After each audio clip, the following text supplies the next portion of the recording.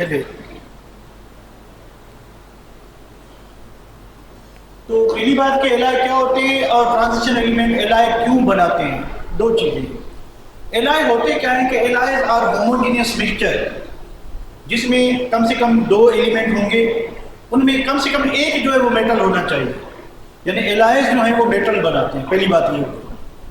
और homogeneous mixture होना चाहिए, यानी उसमें ऐसा नहीं है कि स्टील है तो आपको आयरन भी दिखाई दे, कार्बन भी दिखाई दे, निकल भी दिखाई दे, नहीं।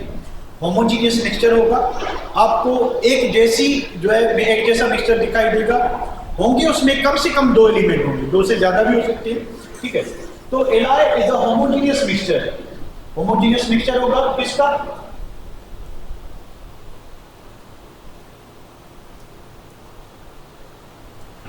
उसके बाद क्या होगा देखते हैं।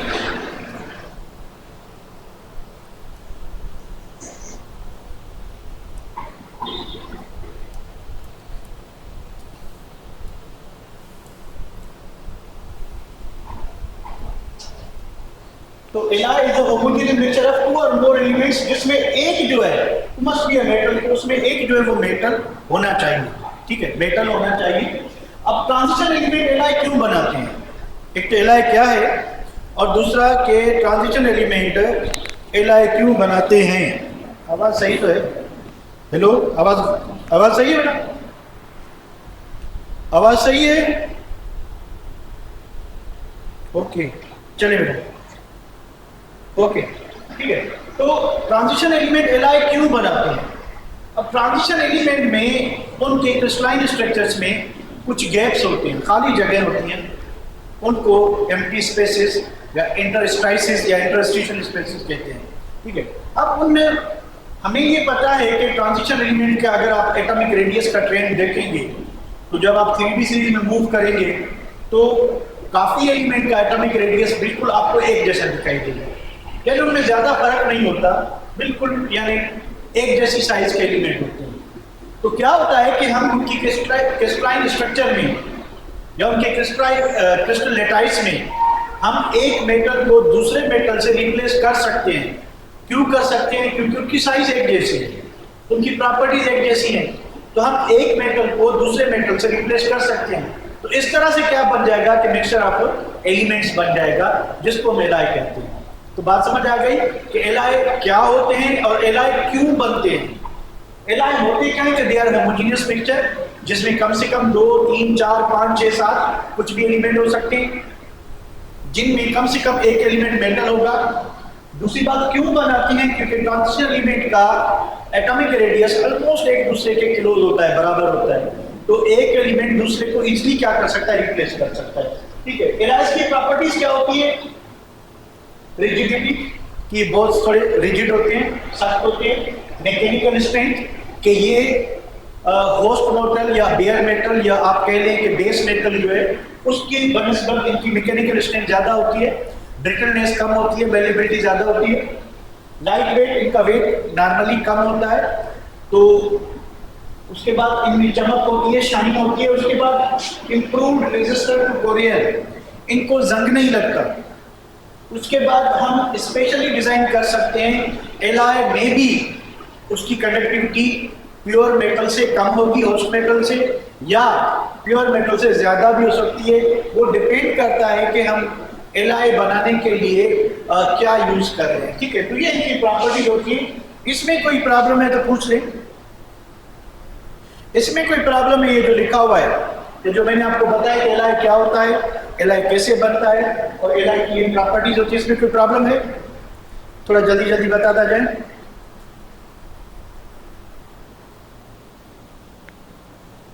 आवाज तो मैंने पूछा है, आवाज सही है गलत है? आवाज सही है, कोई मसला है बेटा? जल्दी बताएं। इधर से जो खुला है। हेलो, आवाज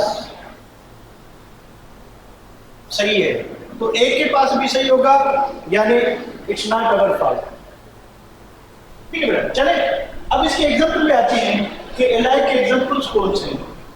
इसको सेव कर लें।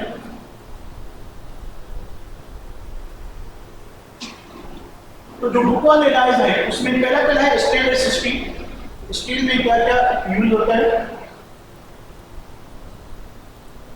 स्टेनलेस स्टील में आयरन जो 50 to 70% रहता है, क्रोमियम 16 अभी देखिए ये वेरी करता है, स्टील के यूजेस के हिसाब से स्टेनलेस स्टील बनाया जाता है।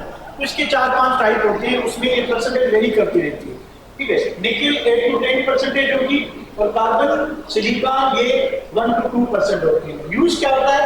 In making cutlery, surgical instrument, यानी ऑपरेशन थिएटर में या घर में हम जो बर्तन वगैरह यूज करते हैं स्टील के, उसमें इस कंपोजिशन की वेरिएबिलिटी होती है। देखिए 50 to 70 यानी 20% का मार्जिन है, तो कम ज्यादा हो सकता है, ठीक है।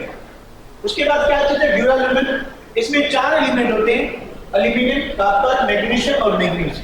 एल्यूमिनियम 90 to 95% होता है, कॉपर 3 to 5%, 1 to 2% जो है मैग्नीशियम, और लेस देन 1% मैंगनीज होता है। काम क्या है? इन मेकिंग बर्तन, यूटेंसिल्स, एरोप्लेन बॉडीज, एरोप्लेन की बॉडी इससे बनती है। ब्रास से क्विंस वगैरह बनती है। कॉपर और जिंक का alloy, copper 60 to 80%, zinc 20 to 40% in plumbing automotive parts, ठीक है। जो प्लम्बिंग इंस्ट्रूमेंट होते हैं सच है पानी शानी जो होते हैं या जो पाइप वगैरह होते हैं इनमें, और ऑटोमोटिव पार्ट्स जो है यानी गाड़ियों के जो कुछ पार्ट्स होते हैं एलॉय टाइप के, उसमें यूज होते हैं। ब्रॉन्ज अपना बुक लिखता है कॉपर एल्यूमिनियम, अब एल्यूमिनियम की जगह पे दूसरे बुकों में टिन यूज किया हुआ है, तो मोस्टली टिन ही यूज होता है। तो कॉपर 90 to 95% होगा, एल्यूमिनियम की जगह पे होता है 5 to 10% होगा, मे बी बाय मिस्टेक हो, क्योंकि जितने भी बुक्स हैं उनमें एल्यूमिनियम की जगह पे 10 लिखा हुआ है, ठीक है। तो ये कंपोजिशन है, तो ये अपने बुक में नहीं है, ये मैंने बस कहीं से जो है लिख के दिए, पर ये यानी फिक्स नहीं है, ये वेरी करती है, ठीक है। इन मेकिंग मेडल्स और स्टैट्यूज, कॉइन्स वगैरह ये इससे ब्रॉन्ज से बनते हैं, ठीक है बेटा। इसको सेव करते हैं और आगे आते हैं।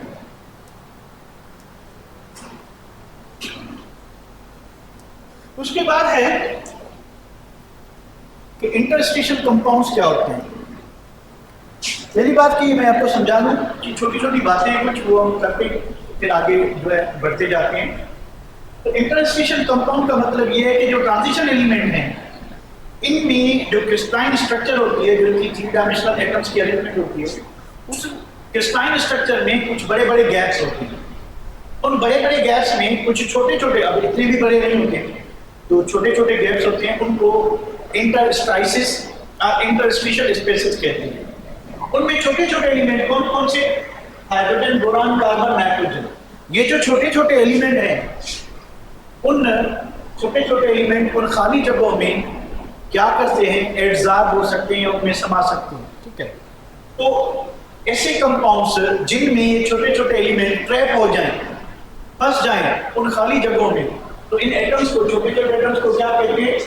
Smaller atoms. इनको ट्रैप हो जाते हैं, the smaller atoms are called interstitial atoms, और ये खाली जगहें जो फिल करते हैं उनको इंटरस्टिशियल कहते हैं। और बिटवीन द एटम्स, तो इन कंपाउंड को हम कहते हैं, क्या कहते हैं? Interstitial compound. यानी ऐसे कंपाउंड जिनमें जो मेटल्स में गैप होता है, वहां पे छोटे छोटे एलिमेंट्स आके ट्रैप हो जाएं, उनके दरमियान एक फिजिकल इंटरेक्शन बन जाए, जिसको फिजिकल एब्जॉर्प्शन कहते हैं, उसके थ्रू एक कंपाउंड बन जाए।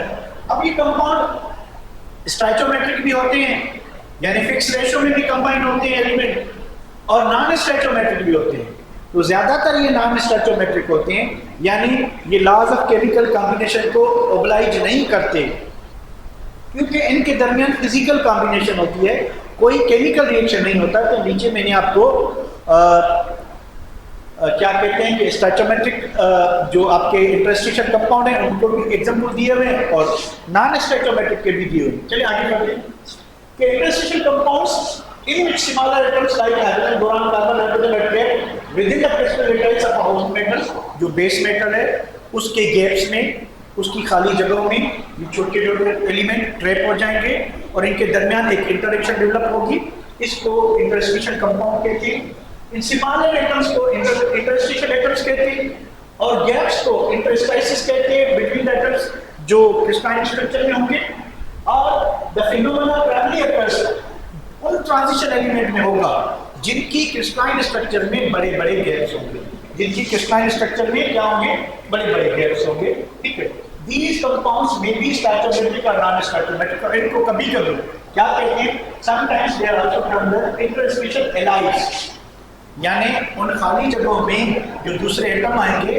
अब एलाई में इसमें फर्क क्या है, एलाई में क्या होता है कि एक एटम की जो वैकेंसी है वो दूसरा एटम उसकी साइज वाला उसको रिप्लेस करता है।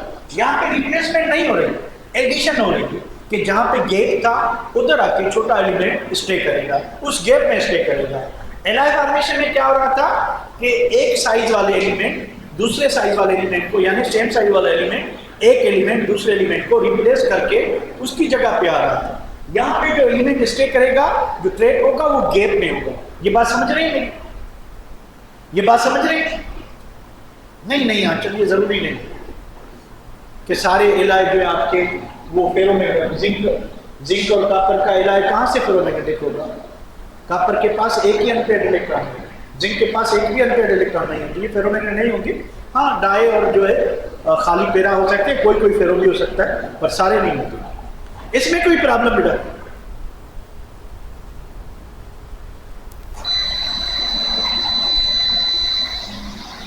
हाँ, एलाई में मेटल होते हैं, इसमें जो है आपके, इसमें भी एक जो आपका होस्ट एलिमेंट है वो मेटल ही है। मेटल की स्ट्रक्चर में ही गैप्स हैं, उसी गैप में क्या आ रहे हैं, छोटे छोटे एलिमेंट आ रहे हैं। ठीक है बेटा? और कोई प्रॉब्लम? यहाँ देखिए स्टोइचोमेट्रिक एलाई में कौन आ गए, आपका टाइटेनियम हाइड्राइड आ गया, आपका फेरिक कार्बाइड आ गया, जिरकोनियम नाइट्राइड आ गया, टंगस्टन कार्बाइड आ गया। ये स्टोइचोमेट्रिक जो है वो आपके क्या है, स्टोइचोमेट्रिक जो है ये आपके इंटरस्टिशियल कंपाउंड है। नॉन स्टोइचोमेट्रिक में कौन है कि ये वो जो लॉज ऑफ केमिकल कॉम्बिनेशन को अप्लाई नहीं करेंगे, इन पे अप्लाई नहीं होंगे, या ये फिक्स रेशियो में कंबाइन नहीं होते, यानी इसमें एक एलिमेंट जो है वो फ्रैक्शनल पार्ट में क्या होता है, कंबाइन होता है। नॉर्मली क्या होता है कि जब एलिमेंट आपस में कंबाइन होते हैं तो उनमें फिक्स रेशियो जो है वो उसमें कंबाइन होते हैं, इसमें फिक्स रेशियो नहीं होगा। अच्छा, दूसरी बात क्या है कि स्टील जो है, स्टील में आयरन कार्बन जो है वो फिक्स अमाउंट में नहीं होता। उसके बाद टाइटेनियम कार्बोनाइट्राइड, तो टाइटेनियम कार्बोनाइट्राइड में इनकी सबकी परसेंटेज वेरी करती है, यानी ये फिक्स रेशियो में आपस में कंबाइन नहीं हो रहे। ठीक है, उसके बाद वेनेडियम कार्बाइड है, ये भी एक नॉन स्टोइचोमेट्रिक क्या है, आपका इंटरस्टिशियल कंपाउंड है। इसमें कोई प्रॉब्लम है तो पूछ ले, फिर आगे बढ़ते हैं। एनी प्रॉब्लम बेटा? Any problem? जल्दी बताएं।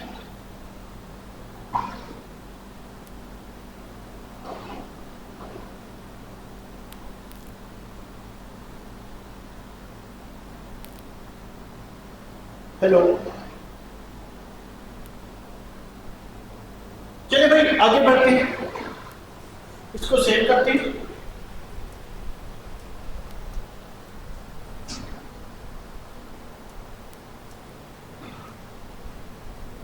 नंबर 8 कि कलर ऑफ कॉम्प्लेक्सेस, यानी ये ट्रांजिशन एलिमेंट कलर कंपाउंड क्यों बनाते हैं।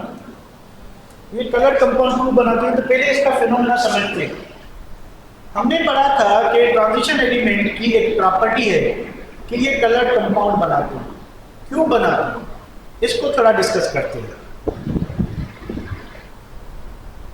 यानी केमिकल रिएक्शन होगा, केमिकल रिएक्शन होगा तो स्टोइचोमेट्रिक बनाएंगे, अगर फिजिकल कॉम्बिनेशन होगा, खाली फिजिकली कंबाइन होंगे, ठीक है, खाली गैप्स में ट्रैप हो गए तो फिर आपके नॉन स्टोइचोमेट्रिक हो गए, रेशियो फिक्स नहीं होगा। अच्छा देखिए, ये डी ऑर्बिटल जो होती है 5 होती है, और पांचों की पांचों डी जनरेटेड होती है। भाई डी ऑर्बिटल देखिए कौन सी 5 ऑर्बिटल्स, 5 डी जनरेटेड ऑर्बिटल्स होती हैं। 1 2 3 4 और ये 5, बाकी को हटा देते हैं। ये 5 ऑर्बिटल कौन सी है भाई? एक है आपकी DXY, DXZ, DYZ, एक second, DXZ, DYZ, DX square, Y square and DZ square. अब ये पांचों ऑर्बिटल्स जो हैं ये 5 डी जनरेटेड ऑर्बिटल्स हैं। डी जनरेटेड ऑर्बिटल्स हैं। थोड़ा कॉन्सेप्ट को समझने की कोशिश करेंगे। ऑर्बिटल्स, ठीक है। अब ट्रांजिशन एलिमेंट जो हैं तो मेटल ही ना, तो मेटल को एक इनहेरेंट प्रॉपर्टी होती है कि वो इलेक्ट्रॉन लॉस करेंगे या गेन करेंगे। पहले क्या करेंगे, इलेक्ट्रॉन लॉस करेंगे या गेन करेंगे, कौन बताएगा? ट्रांजिशन एलिमेंट भी मेटल हैं, तो मेटल इलेक्ट्रॉन लूज भी करते हैं, मेटल इलेक्ट्रॉन ट्रांजिशन गेन भी करते हैं। पहले क्या करेंगे, ये इलेक्ट्रॉन लॉस करेंगे। इलेक्ट्रॉन लॉस करेंगे तो अगर 3D सीरीज की बात कर लें तो इनके पास दो ही ऑर्बिटल अवेलेबल है। कौन कौन सी भाई? एक 4s है और 3d है। तो यहां से लॉस करेंगे ना, ठीक है, यहां से लॉस करेंगे। फॉर एग्जांपल किसी ने 1 किया, 2 किया, 3 किया, 4 किया, यहां से इलेक्ट्रॉन लॉस करेंगे। इलेक्ट्रॉन लॉस करेंगे तो इनके पास क्या हो जाएंगे, इनके पास अगर मान लेंगे किसी एटम ने -5 इलेक्ट्रॉन लॉस कर दिए, -5 लॉस कर दिए तो क्या हो जाएगा, ये 0 हो जाएगा। ये क्या हो जाएगा भाई, ये आपका कितना हो जाएगा, 7 हो जाएगा, ठीक है। तो लॉस करने के बाद क्या सीन होगा कि इसके पास ये भी एम्प्टी है, खाली है, और डी में भी कुछ एम्प्टी ऑर्बिटल्स मौजूद है। तो जब ट्रांजिशन एलिमेंट इलेक्ट्रॉन लॉस करते हैं तो इनके पास कुछ वैकेंट s और d ऑर्बिटल्स क्रिएट हो जाते हैं और इन पे पॉजिटिव चार्ज लग जाती है। और दूसरी बात, अगर आप इनका जो पॉजिटिव चार्ज बनता है, ठीक है, इसका जो पॉजिटिव आयन बनता है, उसकी चार्ज डेंसिटी क्या होती है कि चार्ज डिवाइडेड बाय वॉल्यूम या रेडियस के।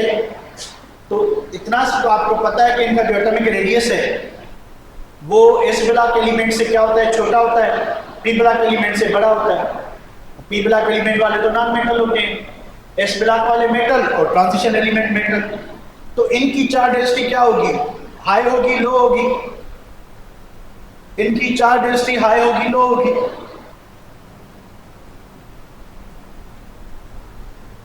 थोड़ा जल्दी रिस्पॉन्ड करें, चार्ज डेंसिटी हाई होगी कि लो होगी? हाई होगी, क्योंकि इनका रेडियस स्मॉल होता है as compare to S block element. तो चार्ज को आप वॉल्यूम से या रेडियस से डिवाइड करें तो इनकी चार्ज डेंसिटी हाई होती है। उसके बाद इनके पास वैकेंट ऑर्बिटल्स हैं, वैकेंट ऑर्बिटल्स हैं। अब ये दो कंडीशंस हैं, ये दो कंडीशन किसकी हैं? ये कंडीशन है किसके लिए कि इसकी वजह से ये कॉम्प्लेक्स बना सकते हैं। ये ट्रांजिशन एलिमेंट की चार्ज डेंसिटी ज्यादा होने की वजह से, इलेक्ट्रॉन खींचने का पावर ज्यादा होने की वजह से और इलेक्ट्रॉन ऑर्बिटल की वैकेंसी होने की वजह से ये अब क्या करेंगे, पहले इलेक्ट्रॉन दिए इन्होंने, उससे इनके पे पॉजिटिव चार्ज आए, उससे इनकी ऑर्बिटल में वैकेंसी जनरेट हुई। अब ये वापस इलेक्ट्रॉन लेंगे। तो हमने जो पढ़ा था ना कि ये वेरिएबल ऑक्सीडेशन नंबर शो करता है, हमने पढ़ा था कि ये वेरिएबल ऑक्सीडेशन नंबर शो करता है। इसका मतलब क्या हुआ? इसका मतलब ये हुआ कि वेरिएबल का मतलब क्या है कि भाई इसकी +4 थी, +2 हो गई। मतलब पहले इसने 4 इलेक्ट्रॉन लॉस किए थे, अब इसने 2 क्या कर लिए, गेन कर लिए। तो ये वेरिएबल ऑक्सीडेशन स्टेट शो करते हैं। मतलब क्या हुआ कि ये इजीली ऑक्सीडाइज भी होते हैं, ये इजीली रिड्यूस भी होते हैं, ये इजीली ऑक्सीडाइज भी होते हैं और ये इजीली रिड्यूस भी होते हैं। ये बात समझ रहे हैं? तो अब इनकी साइज छोटी है, इनके पास वैकेंट ऑर्बिटल है, तो ये बनाएंगे कॉम्प्लेक्स कंपाउंड। अब कॉम्प्लेक्स कंपाउंड क्या होते हैं? ट्रांजिशन एलिमेंट के जो कोऑर्डिनेट कोवेलेंट कंपाउंड हैं उनको हम कहते हैं कॉम्प्लेक्स कंपाउंड। तो इनके पास वैकेंट ऑर्बिटल है, तो ये कोऑर्डिनेट कोवेलेंट कंपाउंड में ट्रांजिशन जो मेटल आयन है ये एक्सेप्टर होगा कि डोनर होगा?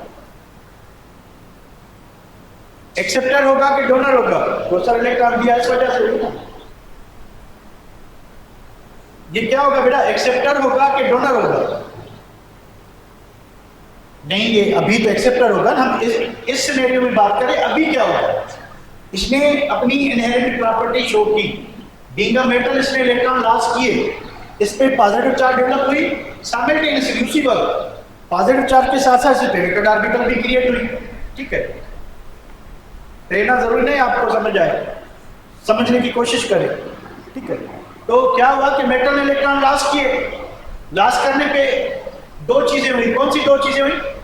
कि नंबर पहली बात कि इनमें पॉजिटिव चार्ज डेवलप हुई, उसके साथ साथ कुछ ऑर्बिटल खाली हो गए, उसके साथ साथ क्या हुआ, कुछ ऑर्बिटल खाली हो गए। अब इन खाली ऑर्बिटल में ये इलेक्ट्रॉन पेयर ले सकते हैं, तो क्या हो गए, ये एक्सेप्टर होंगे। यहां तक क्लियर है? तो ये क्या होंगे बेटा, एक्सेप्टर होंगे। यहां तक क्लियर है?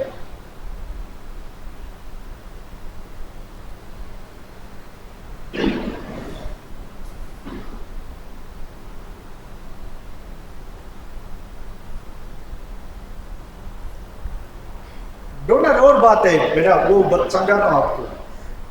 एक्सेप्टर डोनर कॉन्सेप्ट हम जो यूज करते हैं वो कोऑर्डिनेट कोवेलेंट बॉन्ड है। तो अब ये कोऑर्डिनेट कोवेलेंट बॉन्ड जब बनाएंगे तो ये लेंगे।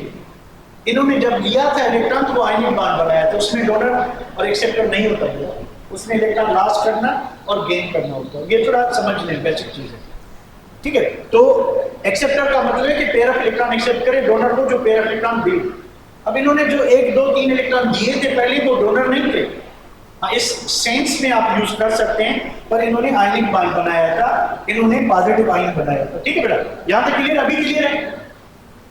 अब क्या होगा कि ये कॉम्प्लेक्स बनाएंगे। Complex means coordinate covalent compound बनाएंगे। कोऑर्डिनेट कोवेलेंट कंपाउंड में ये एक्सेप्टर काउंट एक्ट करेंगे। जब ये एक्सेप्टर काउंट करेंगे तो ये जो डोनर एटम होंगे उनसे इलेक्ट्रॉन पेयर लेंगे, डोनर एटम से इलेक्ट्रॉन पेयर क्या करेंगे, लेंगे। तो जैसे ही डोनर एटम, अब डोनर एटम्स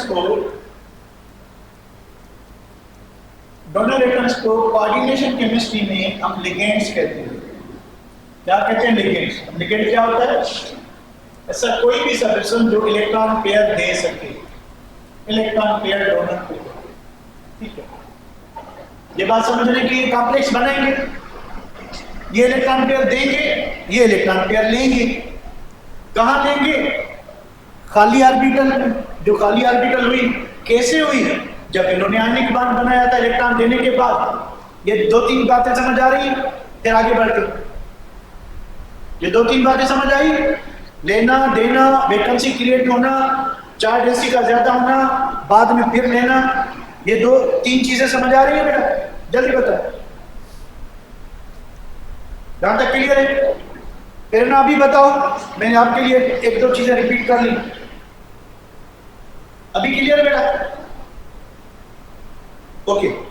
अब क्या होगा कि जैसे ये जो लिगेंड है, मान लीजिए आपके पास अमाइनो ग्रुप है, अमोनिया पे एक लोन पेयर रहता है, तो जैसे ही अमोनिया इसके साथ कोऑर्डिनेट कोवेलेंट बॉन्ड बनाने के लिए अपने इलेक्ट्रॉन पेयर डोनेट करेगा, कितनी ऑर्बिटल्स वेकेंट होंगी उतने इलेक्ट्रॉन पेयर ये दे सकता है, ठीक है। तो एक अमोनिया एक ही पेयर दे सकता है। और जैसे ही अमोनिया वाले इलेक्ट्रॉन इधर आएंगे, रश आउट करेंगे, तो एक इलेक्ट्रोस्टैटिक फील्ड डेवलप होगी। इलेक्ट्रोस्टैटिक फील्ड डेवलप होगी। कैसी फील्ड भाई? क्योंकि इलेक्ट्रॉन आ रहे हैं, ऑलरेडी इलेक्ट्रॉन, ये तो खाली ऑर्बिटल है, पर इनके अलावा जो दूसरी भरी हुई ऑर्बिटल है उनमें तो इलेक्ट्रॉन है। तो ये आने वाले इलेक्ट्रॉन और ऑलरेडी प्रेजेंट इलेक्ट्रॉन में एक इलेक्ट्रोस्टैटिक रिपल्सिव फील्ड जो है वो जनरेट होगी। उस रिपल्शन की वजह से क्या होगा कि ये जो 5 डीजनरेटेड ऑर्बिटल्स हैं ये 2 सेट में टूट जाएंगे, 2 सेट में टूट जाएंगे। एक डाइजनरेटेड ऑर्बिटल बनेगी, 2 ऑर्बिटल्स, जिसको हम कहते हैं ईजी ऑर्बिटल्स,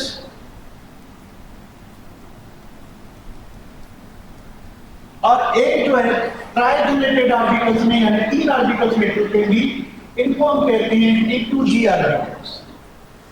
तो जैसे ही ये लिगेंड यानी डोनर एटम, जैसे ही ये ligand donor atom electron pair लाएंगे तो इलेक्ट्रॉन इलेक्ट्रॉन रिपल्शन क्रिएट होगी, उसमें ये डीजनरेटेड ऑर्बिटल टूट के 2 हिस्सों में कन्वर्ट हो जाएंगे। अब एक की एनर्जी कम है, दूसरे की ज्यादा, ऐसा क्यों है ये भी मैं आपको बता दूं। अब देखिए ये जो 2 ऑर्बिटल है, ये 2 orbital X square Y square D Z square on main axis है, ऑन मेन एक्सिस है, ठीक है। और ये जो पहले वाली 3 ऑर्बिटल्स हैं इनको देखिए जरा, ये बिटवीन एक्सिस है, ये बात समझ आ रही है कि मेन एक्सिस बिटवीन एक्सिस ये क्या चीज है?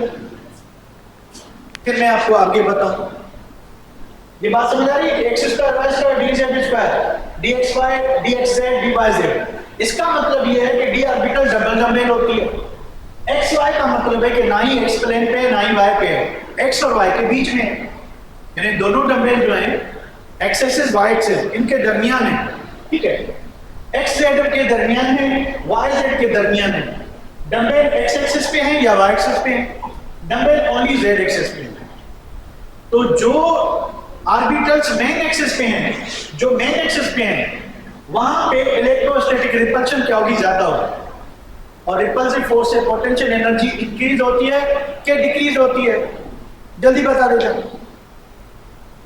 रिपल्सिव फोर्स से एनर्जी इंक्रीज होती है कि डिक्रीज होती है? इंक्रीज होती है। तो ये रिपल्शन कहां ज्यादा होगी? ऑन द मेन एक्सिस होगी या बिटवीन द एक्सिस होगी? कहां पे ज्यादा होगी, मेन एक्सिस पे या बिटवीन द एक्सिस पे? मेन एक्सिस पे ज्यादा होगी। तो दो ऐसी ऑर्बिटल्स हैं जो मेन एक्सिस पे हैं, इस वजह से ईजी ऑर्बिटल जो है उसकी एनर्जी क्या होगी? ज्यादा होगी, यानी इसकी हाई एनर्जी होगी, इसकी लो एनर्जी। यहां तक क्लियर है? तो फिर मैं आगे बढ़ूं। यहां तक जो 5-6 बातें हो चुकी हैं, क्या वो क्लियर है आपको? जल्दी बताएं बेटा। एक मरतबा मैं इसको वाइंड अप करूंगा, ठीक है? अच्छा, एक मरतबा फिर मैं शुरुआत से कि ट्रांजिशन एलिमेंट में एस ऑर्बिटल और डी ऑर्बिटल इलेक्ट्रॉन होते हैं। अब ये मेटल है, इन्होंने इलेक्ट्रॉन लास्ट किए तो उन्होंने बनाया कौन सा? पॉजिटिव आयन बनाया। क्या बनाया? Positive ion. अब इलेक्ट्रॉन लास्ट करने से इनके पास एम्प्टी ऑर्बिटल जनरेट हुए, ठीक है? एम्प्टी ऑर्बिटल भी हैं, इनके पास पॉजिटिव चार्ज भी है, तो ये बन गए एक्सेप्टर। अब ये क्या करेंगे? कॉम्प्लेक्स यानी कोऑर्डिनेट कोवैलेंट कंपाउंड या डेटिव बॉन्ड बनाएंगे। अब क्योंकि इनके पास वेकेंट ऑर्बिटल है तो ये इलेक्ट्रॉन पेयर एक्सेप्ट करेंगे। अब आप बार बार ये पूछ रहे हैं कि पहले इन्होंने डोनेट किए थे, वो आयनिक बॉन्ड बनाया था। डोनर एक्सेप्टर सीन ये होता है कि डोनर वो जो इलेक्ट्रॉन पेयर डोनेट करे इन कोऑर्डिनेट कोवैलेंट बॉन्ड, एक्सेप्टर वो जो इलेक्ट्रॉन पेयर एक्सेप्ट करे, ठीक है? तो इन्होंने पहले इलेक्ट्रॉन दे के पॉजिटिव आयन बनाया था, वो आयनिक बॉन्ड बनाया था, ठीक है? अब ये आपका आइडल किधर आ गया? चुपड़ी बस भी करो बेटा, इधर बेसिक चीज पढ़ लो। मुझे बाद में पढ़ाना, पहले आप खुद सीख लो, ठीक है? बाद में मुझे बता देना, ठीक है? तो मैं आपको बेसिक लेवल पे जो है समझाने की कोशिश करता हूँ। तो ये क्या बनाएंगे? कोऑर्डिनेट कोवैलेंट बॉन्ड बनाएंगे। इनके ट्रांजिशन एलिमेंट के कोऑर्डिनेट कोवैलेंट कंपाउंड को कॉम्प्लेक्स कंपाउंड कहते हैं। अब इन कॉम्प्लेक्स कंपाउंड में ये क्या होंगे? डोनर होंगे। एक्सेप्टर क्या होंगे? उसको क्या कहते हैं? कोऑर्डिनेशन केमिस्ट्री में लिगेंड्स कहते हैं।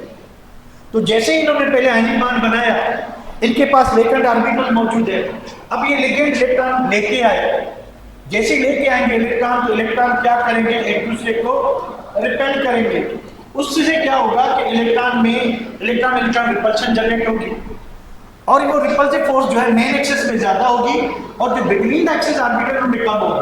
तो इसी तरह से ये जो 5 डीजनरेटेड ऑर्बिटल्स हैं ये टूट जाएंगे।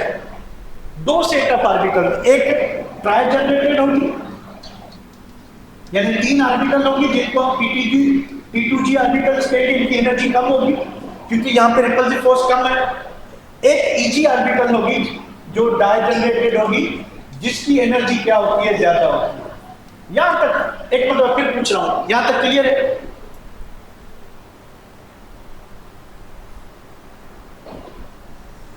एक बार फिर पूछ रहा हूं, यहां तक क्लियर है? क्योंकि ये बेसिक चीज है, मेन चीज है, उसके बाद तो कहानी खत्म। क्लियर है बेटा? ओके। अब क्या होगा कि अगर एक इलेक्ट्रॉन इधर मौजूद है, एक इलेक्ट्रॉन T2 ऑर्बिटल में, T2G ऑर्बिटल में मौजूद है। अब इसको, क्योंकि इसकी एनर्जी लो है, तो इसको ऊपर जाने के लिए क्या चाहिए? एनर्जी चाहिए, डिफरेंस ऑफ एनर्जी, ठीक है? तो T2G ऑर्बिटल से EG ऑर्बिटल में जंप करने के लिए क्या चाहिए बेटा? एनर्जी चाहिए। इस एनर्जी को कहते हैं डी ट्रांजिशन, डी ट्रांजिशन कहते हैं। इसको क्या कहते हैं? D transition.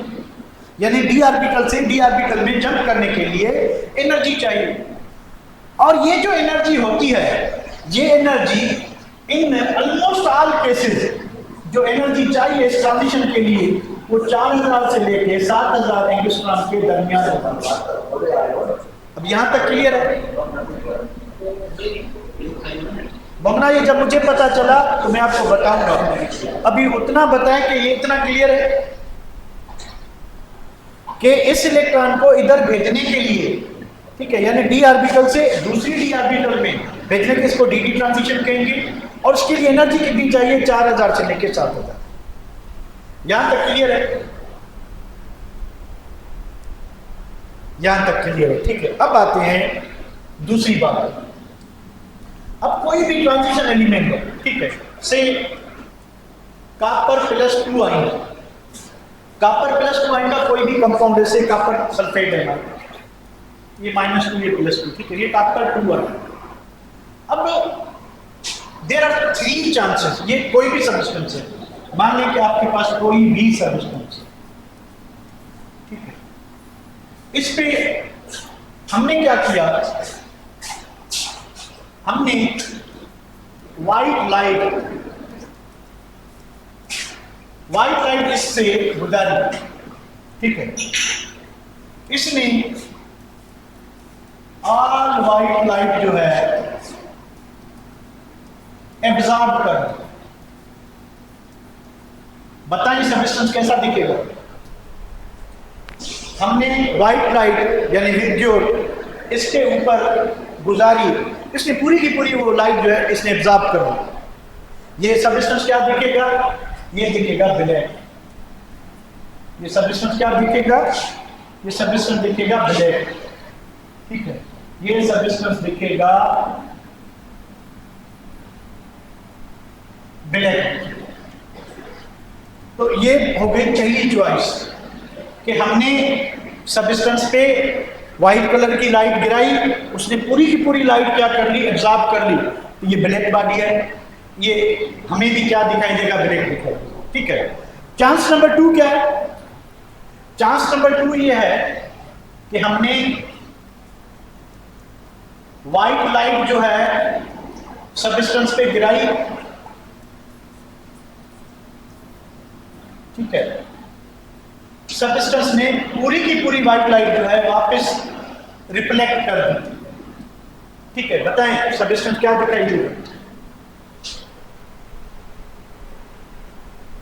रेनबो कहां से आ गया? सब्सटेंस आपको दिखाई देगा क्या? सब्सटेंस आपको दिखाई देगा व्हाइट। ये हो गया दूसरा चांस कि हमने व्हाइट लाइट फेंकी किसी सब्सटेंस पे या उससे गुजारी, उसने पूरी व्हाइट लाइट क्या कर ली? एब्जॉर्ब कर ली, वो ब्लैक दिखेगा। हमने क्या किया कि हमने व्हाइट लाइट जो है एक सब्सटेंस के ऊपर गुजारी, ठीक है, उसने सारी की सारी लाइट वापस रिफ्लेक्ट कर दी, वो हमें क्या दिखाई देगा? व्हाइट दिखाई देगा। ये दो बातें क्लियर है? फिर तीसरी पे आए, ये दो बातें क्लियर है, फिर तीसरी पे आए। अब आते हैं थर्ड चीज। एंड थर्ड चीज इज व्हाट? थर्ड चीज इज दैट कि हमने व्हाइट लाइट जो है, ठीक है, व्हाइट लाइट किसी सब्सटेंस पे गुजारी, ये सब्सटेंस था, ठीक है, उस सब्सटेंस ने क्या किया कि उसने रेड कलर जो है, यानी इसमें व्हाइट लाइट में ये सारे कलर मौजूद थे, ठीक है, उसने खाली जो है रेड कलर जो है वो एब्जॉर्ब कर दिया। रेड इसने क्या किया? एब्जॉर्ब किया। तो ये रिफ्लेक्ट कौन सी लाइट करेगा? ये करेगा विद जो आर अब इसमें शामिल नहीं होगा। अब इन सब का जो मिक्सचर है ये होगा कॉम्प्लीमेंट्री कलर। कॉम्प्लीमेंट्री कलर यानी जो हमारी आई डिटेक्ट करेगी, जो हमें दिखाई देगा वो ये कलर है। यानी इस कंपाउंड ने लाइट तो रेड एब्जॉर्ब की, लाइट कौन सी की? Red absorb. बाकी सारी लाइटें क्या करेगा? ट्रांसमिट करेगा। वो कॉम्प्लीमेंट्री कलर असाइन करेंगे उस बॉडी को, हमारी आंख को कॉम्प्लीमेंट्री कलर दिखाएगा। तो अब आते हैं कि ट्रांजिशन एलिमेंट क्यों कलर कंपाउंड बनाते हैं। और हमने एक प्रॉपर्टी पढ़ी थी कि किस कंपाउंड को हम ट्रांजिशन एलिमेंट कहते हैं, या किस एलिमेंट को हम ट्रांजिशन एलिमेंट कहते हैं। ऐसा एलिमेंट जिसके पास डी ऑर्बिटल ना पूरी भरी हो ना खाली हो। अगर आपको याद हो, क्या याद है आपको कि डी ऑर्बिटल खाली भी ना हो, डी ऑर्बिटल पूरी भी भरी ना हो, उसकी किसी भी कॉमन ऑक्सीडेशन स्टेट में, तो उसको हम ट्रांजिशन एलिमेंट कहते हैं। अगर डी ऑर्बिटल में 10 इलेक्ट्रॉन आ जाएंगे, 10 के 10 इलेक्ट्रॉन आ जाएंगे, तो क्या ये डी डी ट्रांजिशन होगी? क्या ये डी डी ट्रांजिशन होगी? नहीं होगी। तो इस वजह से हमने पढ़ा है कि जिंक जो है वो सूडो ट्रांजिशन एलिमेंट है, क्योंकि उसकी डी ऑर्बिटल में 10 इलेक्ट्रॉन होते हैं, तो उसमें डी डी ट्रांजिशन नहीं होती। वो ये जो वेवलेंथ की रेंज है ये एब्जॉर्ब नहीं करता, इस वजह से उसके कंपाउंड कलर्ड होने चाहिए कि कलरलेस होने चाहिए? कलर्ड होने चाहिए कि कलरलेस होने चाहिए? कलरलेस होने चाहिए। ठीक है, ये है फंडा कि क्यों ट्रांजिशन एलिमेंट के कंपाउंड कलर्ड होते हैं। ये बात आपको समझ आ गई कि क्यों होते हैं? Have you got the point कि ये क्यों ऐसा होता है, क्यों कलरलेस होते हैं? क्यों कोई कलर्ड होता है? जब भी डी ऑर्बिटल में 1 से लेकर 9 इलेक्ट्रॉन होंगे, 1 से लेकर 9 इलेक्ट्रॉन होंगे, तो डी डी ट्रांजिशन होगी। ठीक है, crystal field splitting energy absorb और रिफ्लेक्ट होगी, कॉम्प्लीमेंट्री कलर रिलीज होगा, और कंपाउंड आपका जो है वो आपको कलर दिखाई देगा। उसकी सॉल्यूशन क्या हो, कंपाउंड आपको कलर दिखाई देगा। अगर डी ऑर्बिटल खाली होगी तो डी डी ट्रांजिशन नहीं होगी, ये वाली ट्रांजिशन नहीं होगी, तो कंपाउंड कलरलेस होगा। अगर कंपाउंड की डी ऑर्बिटल में पूरे 10 इलेक्ट्रॉन हैं, इनकी डी डी ट्रांजिशन नहीं होगी, वो कंपाउंड भी क्या होगा? कलरलेस होगा। तो copper plus 1, zinc +2, titanium scandium +3, titanium +4, ये सारे जो इनके कंपाउंड हैं, इन आइंस के जो कंपाउंड होंगे वो कलरलेस होंगे। वो क्या होंगे? कलरलेस। क्यों होंगे बेटा? जरा इधर है। तो मैंने आपको कौन से बताया? जिंक +2 30, इसकी कॉन्फ़िगरेशन क्या हो जाएगी? 4s0 3d10। स्कैंडियम +3 21 का, इसकी कॉन्फ़िगरेशन हो जाएगी 4s0 3d0। उसके बाद कॉपर +1 29, इसकी कॉन्फ़िगरेशन होगी 4s0 3d10। उसके बाद मैंने आपको बताया टाइटेनियम +4 30, सॉरी टाइटेनियम की कितना होता है? 22, तो 4s0 3d0। इन किसी में भी क्या डी डी ट्रांजिशन पॉसिबल है? यस और नो?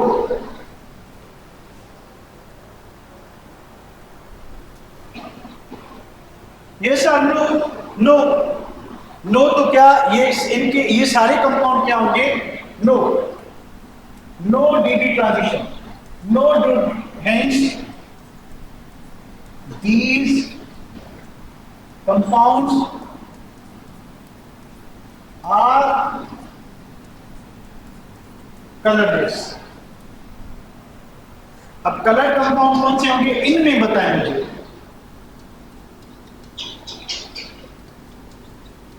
कलर कंपाउंड्स किसके होंगे बताते जाएं। टाइटेनियम +3 होगा, टाइटेनियम +3 होगा, नहीं इनमें ये जो लिखा हुआ है टाइटेनियम +3 कलर्ड होगा, यस होगा। कॉपर +2 होगा, ठीक है, कॉपर +2 करोगे तो ये 3d9 हो जाएगा, होगा, ठीक है। उसके बाद जिंक और ऑक्सीडेशन शो ही नहीं करता, इसलिए जिंक नहीं बनाएगा।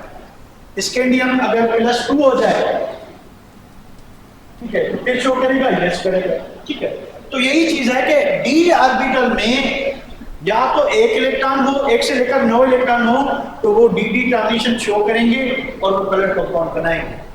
यहां तक कोई दिक्कत है तो बताएं, यहां तक कोई परेशानी बिना, फिर आगे की बात करते हैं। क्लियर है?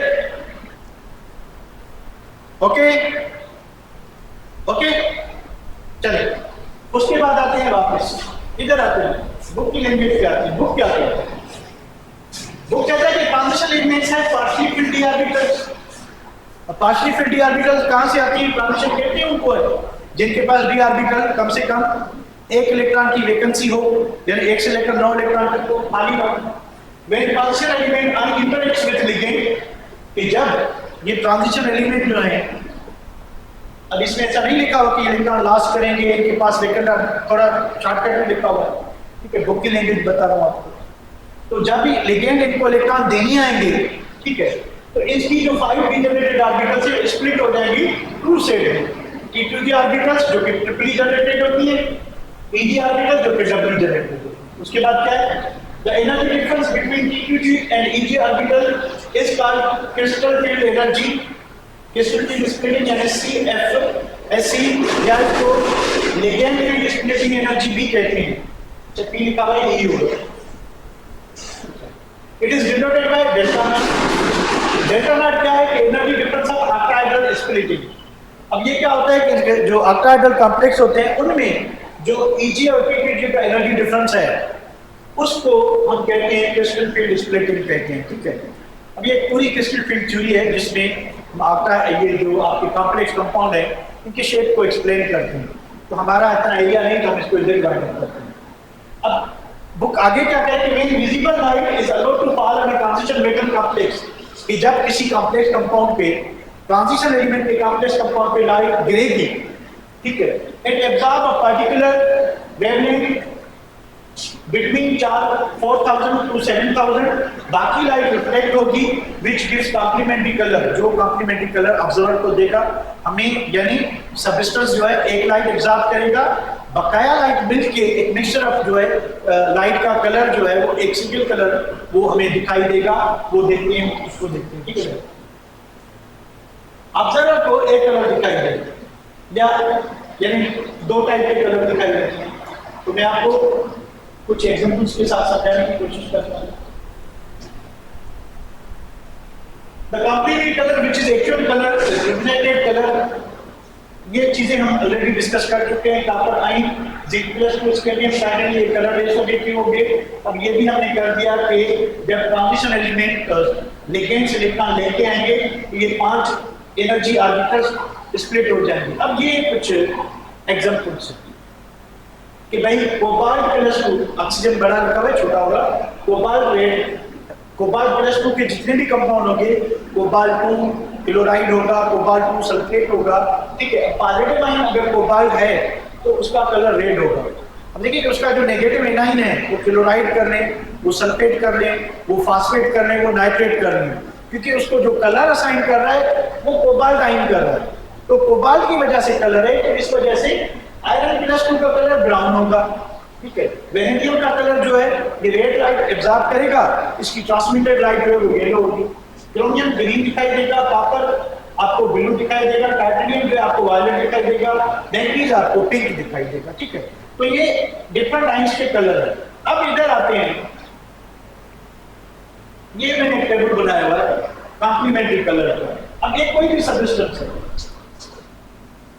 ये कलर को समझने की एक थोड़ी सी कोशिश है कि अगर कोई सब्सटेंस वायलेट लाइट एब्जॉर्ब करता है लिब्रियो में से, वायलेट, तो हमें वो ग्रीन येलो कलर का दिखाई देगा, यानी प्योर ग्रीन भी नहीं होगा, प्योर येलो भी नहीं होगा।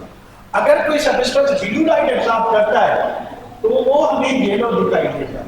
अगर कोई ग्रीन वैल्यू 480, अब यहाँ पे नैनोमीटर लिखा हुआ है, अगर इसको आप इंग्लिश में कन्वर्ट करना चाहें तो आप इसको 4002 बस एक जीरो बढ़ाते जाएं, ये इंग्लिश मिल जाएगा। अगर कोई सब्सटेंस रेड कलर एब्जॉर्ब करता है तो उसकी अपीयरेंस क्या होगी? ग्रीन होगी।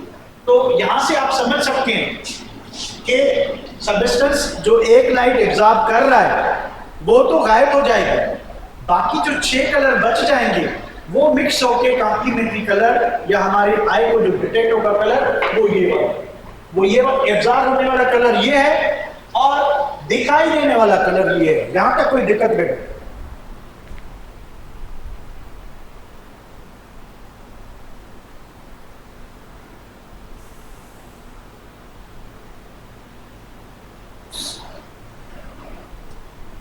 बिल्कुल होगा इस तरह से, आंसर होगा, बिल्कुल होगा इस तरह से।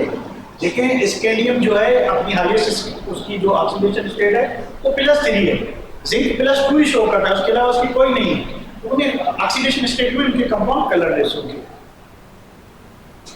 ये यहां तक क्लियर है? यहां तक क्लियर है? यहां तक क्लियर है? जल्दी बताएं। Hello, okay okay okay. And who is G1009? What is this? Who is he or she?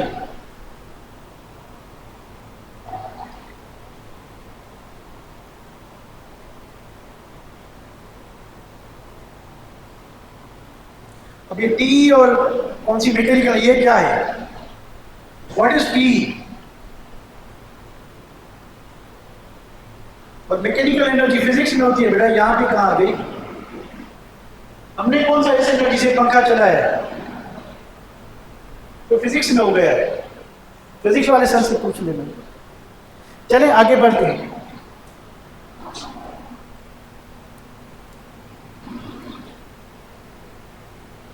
अब दूसरी बात कि भाई ये कॉम्प्लेक्स कंपाउंड क्यों बनाते हैं? Thank you very much.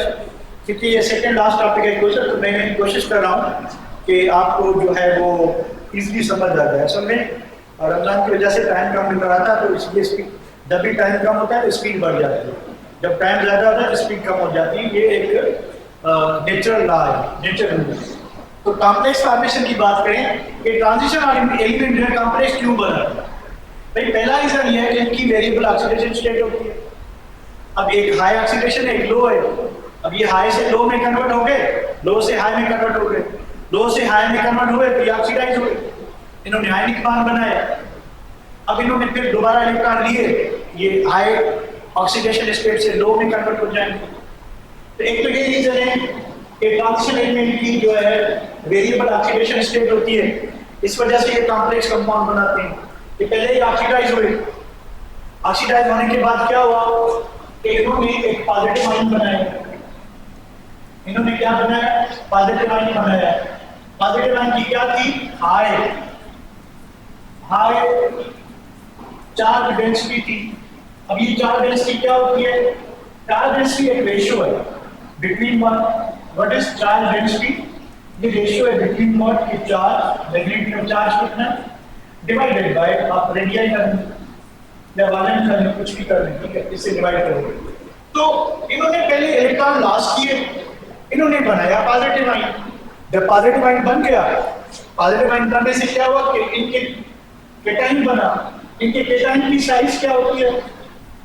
Small होती है। इस स्मॉल साइज की वजह से इनकी चार्ज डेंसिटी क्या हो गई? हाई हो गई। अच्छा, दूसरी बात क्या कि जब इन्होंने इलेक्ट्रॉन लॉस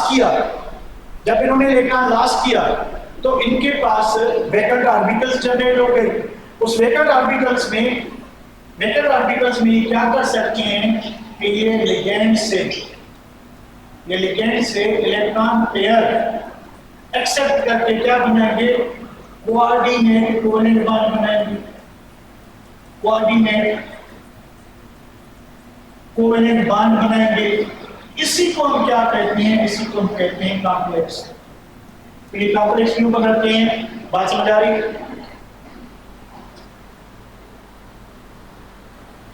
ये बात समझ आ रही है? एनी प्रॉब्लम कि ये कॉम्प्लेक्स क्यों बनाते हैं? वेरिएबल ऑक्सीडेशन स्टेट, इन्हें ये ऑक्सीडाइज हुए, इन्होंने आयनिक बॉन्ड बनाया, उससे पॉजिटिव आयन बना, उससे वैकेंट ऑर्बिटल जनरेट हुई। उन वैकेंट ऑर्बिटल में ये इलेक्ट्रॉन ले सकते हैं। क्यों ले सकते हैं? क्योंकि इनके आइंस की चार्ज डेंसिटी ज़्यादा है, चार्ज डेंसिटी ज़्यादा होने की वजह से इलेक्ट्रॉन खेल सकते हैं। तो लिगेंड से इलेक्ट्रॉन लेंगे तो कोऑर्डिनेट कोवेलेंट बॉन्ड बनेगा। इनके कोऑर्डिनेट कोवेलेंट कंपाउंड को ही हम कॉम्प्लेक्स कंपाउंड कहते हैं। यहाँ तो क्लियर है बेटा? कोई दिक्कत है तो बताएं, शाबाश। कोई प्रॉब्लम है तो आप शेयर करें। बढ़े आगे, बढ़े।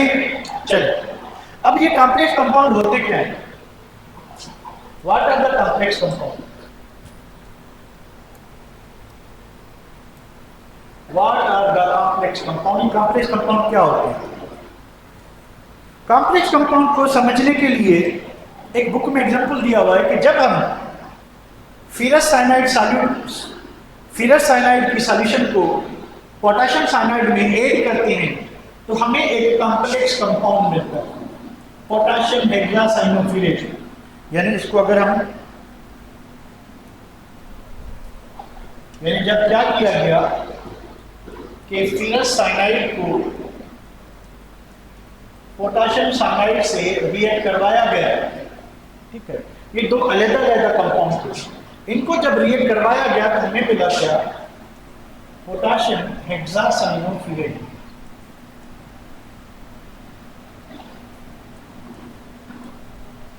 ठीक है, इसका नाम है पोटेशियम हेक्सासाइनोफिलेट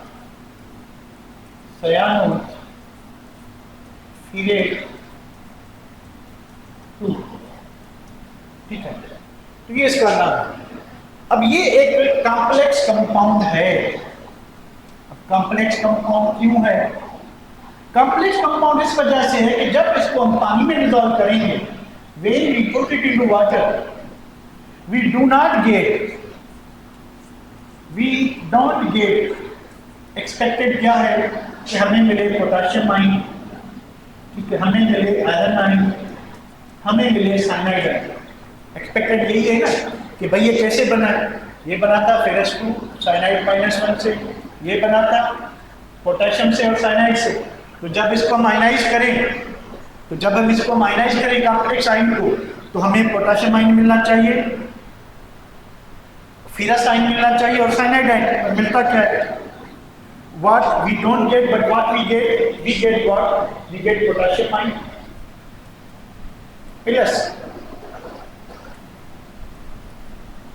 ये हमें कॉम्प्लेक्स आयन मिला। हमें क्या मिला? हमें मिला कॉम्प्लेक्स आयन, यानी हमें ये कॉम्प्लेक्स आयन मिला और मिला पोटेशियम आयन। हमें आयरन सेपरेट नहीं मिला, इसके लिए बुक क्या कह रहा है? बुक कह रहा है कि it has been observed that when aqueous solution of ferrous cyanide और potassium cyanide are mixed together, उन सॉल्यूशन को एवापोरेट होने के लिए छोड़ दिया गया तो हमें एक न्यू कंपाउंड मिला। यानी इनका मिक्सचर नहीं बना बल्कि एक केमिकल रिएक्शन हुआ, उसके जरिए हमें एक न्यू कंपाउंड मिला और which in aqueous solution does not ionize as iron, ferrous ion या पोटेशियम आयन। वो आयनाइज कैसे हुआ? वो आयनाइज हुआ पोटेशियम आयन और फेरोसाइनाइड आयन, ठीक है। On the basis of it given formula K4, इसको ये फार्मूला दिया है, ठीक है, ये हुआ। तो हेयर इस जो आप इसको क्या कहेंगे कि ये जो फेरोसाइनाइड आयन है इसको हम कहा गया कॉम्प्लेक्स आयन। ये क्या चीज है? कॉम्प्लेक्स। तो कंपाउंड्स क्या होते हैं कि ऐसे compounds, what are complex compound? Those compounds which contains complex ion और कॉम्प्लेक्स मॉलिक्यूल जो इंडिपेंडेंटली एग्जिस्ट कर सके। यानी अगर आपके पास न्यूट्रल कॉम्प्लेक्स है तो वो भी एग्जिस्ट कर सके। अगर वो इसको जब हमने आयनाइज किया, यानी इसको जब हमने सॉल्यूशन में डाला तो सॉल्यूशन में भी ये कॉम्प्लेक्स कौन सी चीज है? ये जो कोऑर्डिनेशन स्फीयर है ये वैसा का वैसा रहा, ये फर्दर ब्रेक नहीं हुआ, इसमें आयरन आयन नहीं दिया गया, इसने कॉम्प्लेक्स आयन ही दिया। तो इस कंपाउंड को हम कॉम्प्लेक्स मॉलिक्यूल कहेंगे। कॉम्प्लेक्स मॉलिक्यूल है क्या? तो ट्रांजिशन एलिमेंट जो कोऑर्डिनेट कोवेलेंट बॉन्ड बनाते हैं उसको हम कॉम्प्लेक्स कंपाउंड कहते हैं। बना कैसे? बना तो इस तरह से कि हमने दो सॉल्यूशन मिक्स की, उसमें क्या हुआ कि कॉम्प्लेक्स कंपाउंड बना। होता क्या है कि ऐसा कंपाउंड जिसमें कॉम्प्लेक्स आयन हो या कॉम्प्लेक्स मॉलिक्यूल हो जो आजाद रह सके, जो कैपेबल हो, उसको ये सलाहियत हो कि वो आजाद रह सके, उसको हम कॉम्प्लेक्स कहेंगे। अब कॉम्प्लेक्स में दो चीजें हो सकती हैं, या तो कॉम्प्लेक्स कंपाउंड सिंपल केटाइन होगा, उसमें एक सिंपल केटाइन होगा, कॉम्प्लेक्स एनाइन होगा। तो मुझे बताएं ये जो ऊपर एग्जांपल है इसमें क्या चीज है? ये जो हमने कॉम्प्लेक्स इधर बनाया है इसमें केटाइन सिंपल है कि एनाइन सिंपल है? केटाइन सिंपल है कि एनाइन सिंपल है?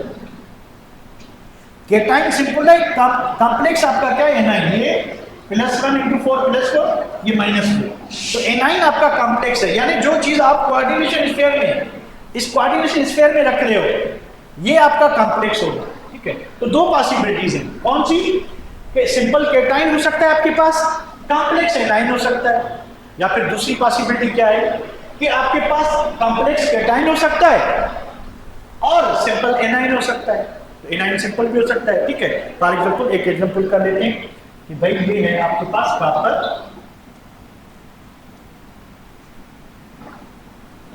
टेट्रामाइन, SO4 माइनस कर दें। ठीक है, अब यहाँ पे क्या चीज है? अब ये न्यूट्रल लिगेंड है। ठीक है, इस पे -2 है, इस पे कौन सी चार्ज होगी? +2 होगी। तो कॉम्प्लेक्स आपका ये कोऑर्डिनेशन स्फीयर जो कॉम्प्लेक्स है ये केटाइन हो गया, एनाइन आपका सिंपल हो गया। एनाइन आपका सिंपल है, केटाइन आपका कॉम्प्लेक्स है। ऊपर वाले एग्जांपल में क्या था? केटाइन आपका सिंपल है और कॉम्प्लेक्स आपका एनाइन है। ठीक है, तो ये चीजें हो सकती हैं। इस पेज को एक मरतबा देख लें, कोई प्रॉब्लम है तो मुझे बताएं। इस पेज को एक मरतबा देख लें कि कॉम्प्लेक्स कंपाउंड क्या होते हैं, कैसे बनते हैं। ठीक है, उनकी डेफिनेशन क्या है, ये दो चीजें देख लें तो फिर आगे बढ़ते हैं। कर लेता हूं बेटा, कोई बात नहीं, लास्ट पॉइंट को रिपीट कर लेते हैं। ये इनके कंपोनेंट्स हैं, ये अभी हम करते हैं ना, ये हम मनी तभी करते हैं ना कि इनके कॉम्प्लेक्स कंपाउंड, ये तो डेफिनेशन की है ना। अभी इनके पूरे पार्ट्स हैं कि भाई सेंट्रल मेटल एटम क्या होगा, लिगेंड्स क्या होंगे, कोऑर्डिनेशन स्फीयर क्या होगा, कोऑर्डिनेशन नंबर क्या होगा, उसके बाद जो ये सारी चीजें हम करते हैं। ये जो आपके पास इस पर्टिकुलर पेज में कोई प्रॉब्लम है तो मुझे वो बताना। जो चीजें हमने डिस्कस नहीं की तो वो तो अभी डिस्कस करेंगे ना। यहां तक कोई प्रॉब्लम है तो मुझे वो समझाने की कोशिश करो। जो चीजें हमने नहीं की वो तो अभी करेंगे। यहां तक क्लियर है?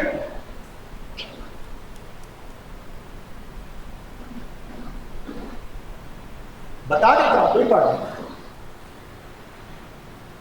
अब देखिए, अब आपका कॉम्प्लेक्स जो है, कॉम्प्लेक्स को आइडेंटिफाई कैसे करेंगे?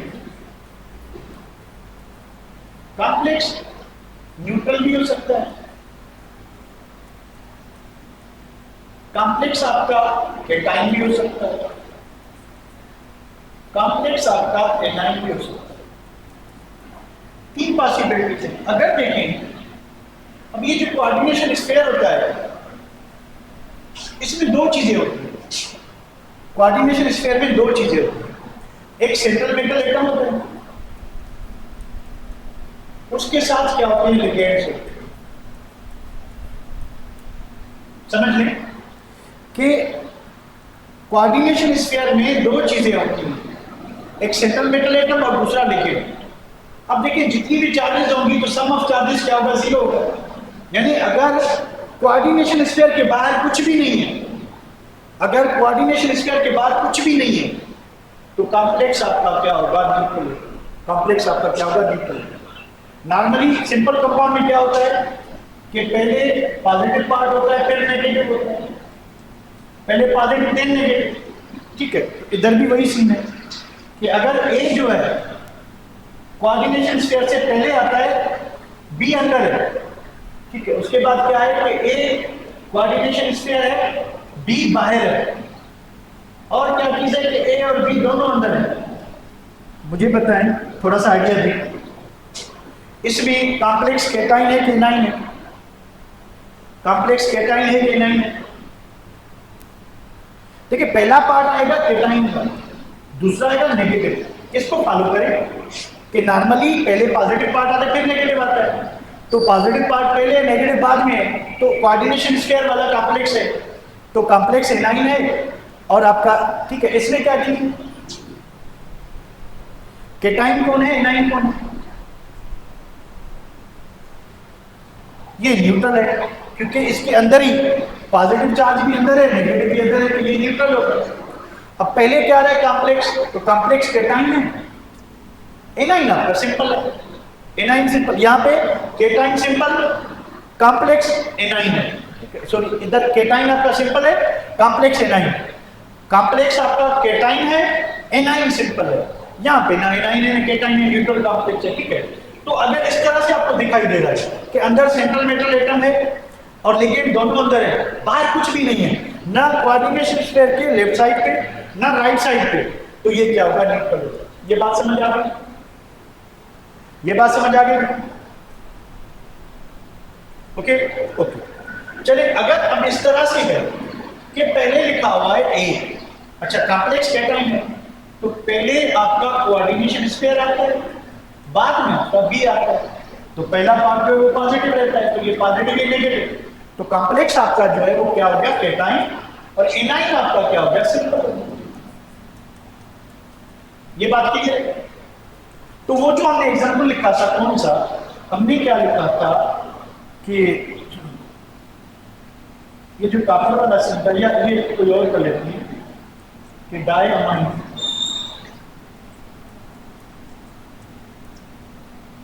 डायमाइन सिंपल बन है, तो यहाँ पे देखिए अगर कॉम्प्लेक्स के राइट साइड में कोई पड़ा हुआ है तो कॉम्प्लेक्स पहले आ रहा है, पहले पॉजिटिव पार्ट आता है, तो कॉम्प्लेक्स क्या हो जाएगा, केटाइन हो जाएगा, और एनाइन सिंपल हो जाएगा। तो यहाँ पे हाइड्रोक्साइड जो है ये एक सिंपल एनाइन है, सिंपल एनाइन है, ठीक है। अब ये न्यूट्रल है, तो इस ये +1 है, जब सिल्वर पे क्या होना चाहिए, +1, और इस पे क्या होगी, कॉम्प्लेक्स पे +1, तो आपका केटाइन जो है वो क्या है, कॉम्प्लेक्स है, यही होगा कि केटाइन कॉम्प्लेक्स है, एनाइन आपका सिंपल है। ये बात क्लियर है? तो फिर आगे बात, ये भी क्लियर है, ओके। चलिए अब एनाइन वाला एग्जांपल भाई कि पोटाशियम पहले आ गया, उसके बाद कॉम्प्लेक्स ग्रुप हेक्सासाइनोफिलेट, 6 हेक्साफिलेट। अब देखिए पहले क्या, कौन सा पार्ट आता है, पॉजिटिव पार्ट आता है, पॉजिटिव, +1 × 4 करेंगे +4, तो ये होगा -4, तो आपका कॉम्प्लेक्स क्या हो गया, एनाइन हो गया, और केटाइन क्या हो गया, आपका सिंपल हो गया। तो आप इजीली आइडेंटिफाई कर सकते हैं कि हमारे पास कॉम्प्लेक्स न्यूट्रल है, एनाइन है या केटाइन है। अगर तो कोऑर्डिनेशन स्फीयर के बाहर लेफ्ट राइट पे कुछ भी नहीं है तो न्यूट्रल होगा। अगर पहले एक सब्सटेंस लगा हुआ है, बाद में कॉम्प्लेक्स आता है, तो कॉम्प्लेक्स एनाइन हो जाएगा, क्योंकि बाद वाला पार्ट क्या होता है, नेगेटिव होता है। अगर पहले कॉम्प्लेक्स है, बाद में कुछ लगा हुआ है, तो पहले कॉम्प्लेक्स आ रहा है, तो कॉम्प्लेक्स पहले क्या होगा, केटाइन होगा, बाद में एनाइन होगा। ये 3 चीजें समझ आ गई बेटा, ये 3 चीजें समझ आ गई? Have you got these 3 things? बिल्कुल clear? Okay okay okay okay, चलिए वापस आते हैं। तो इस चीज को सेव कर लेते हैं।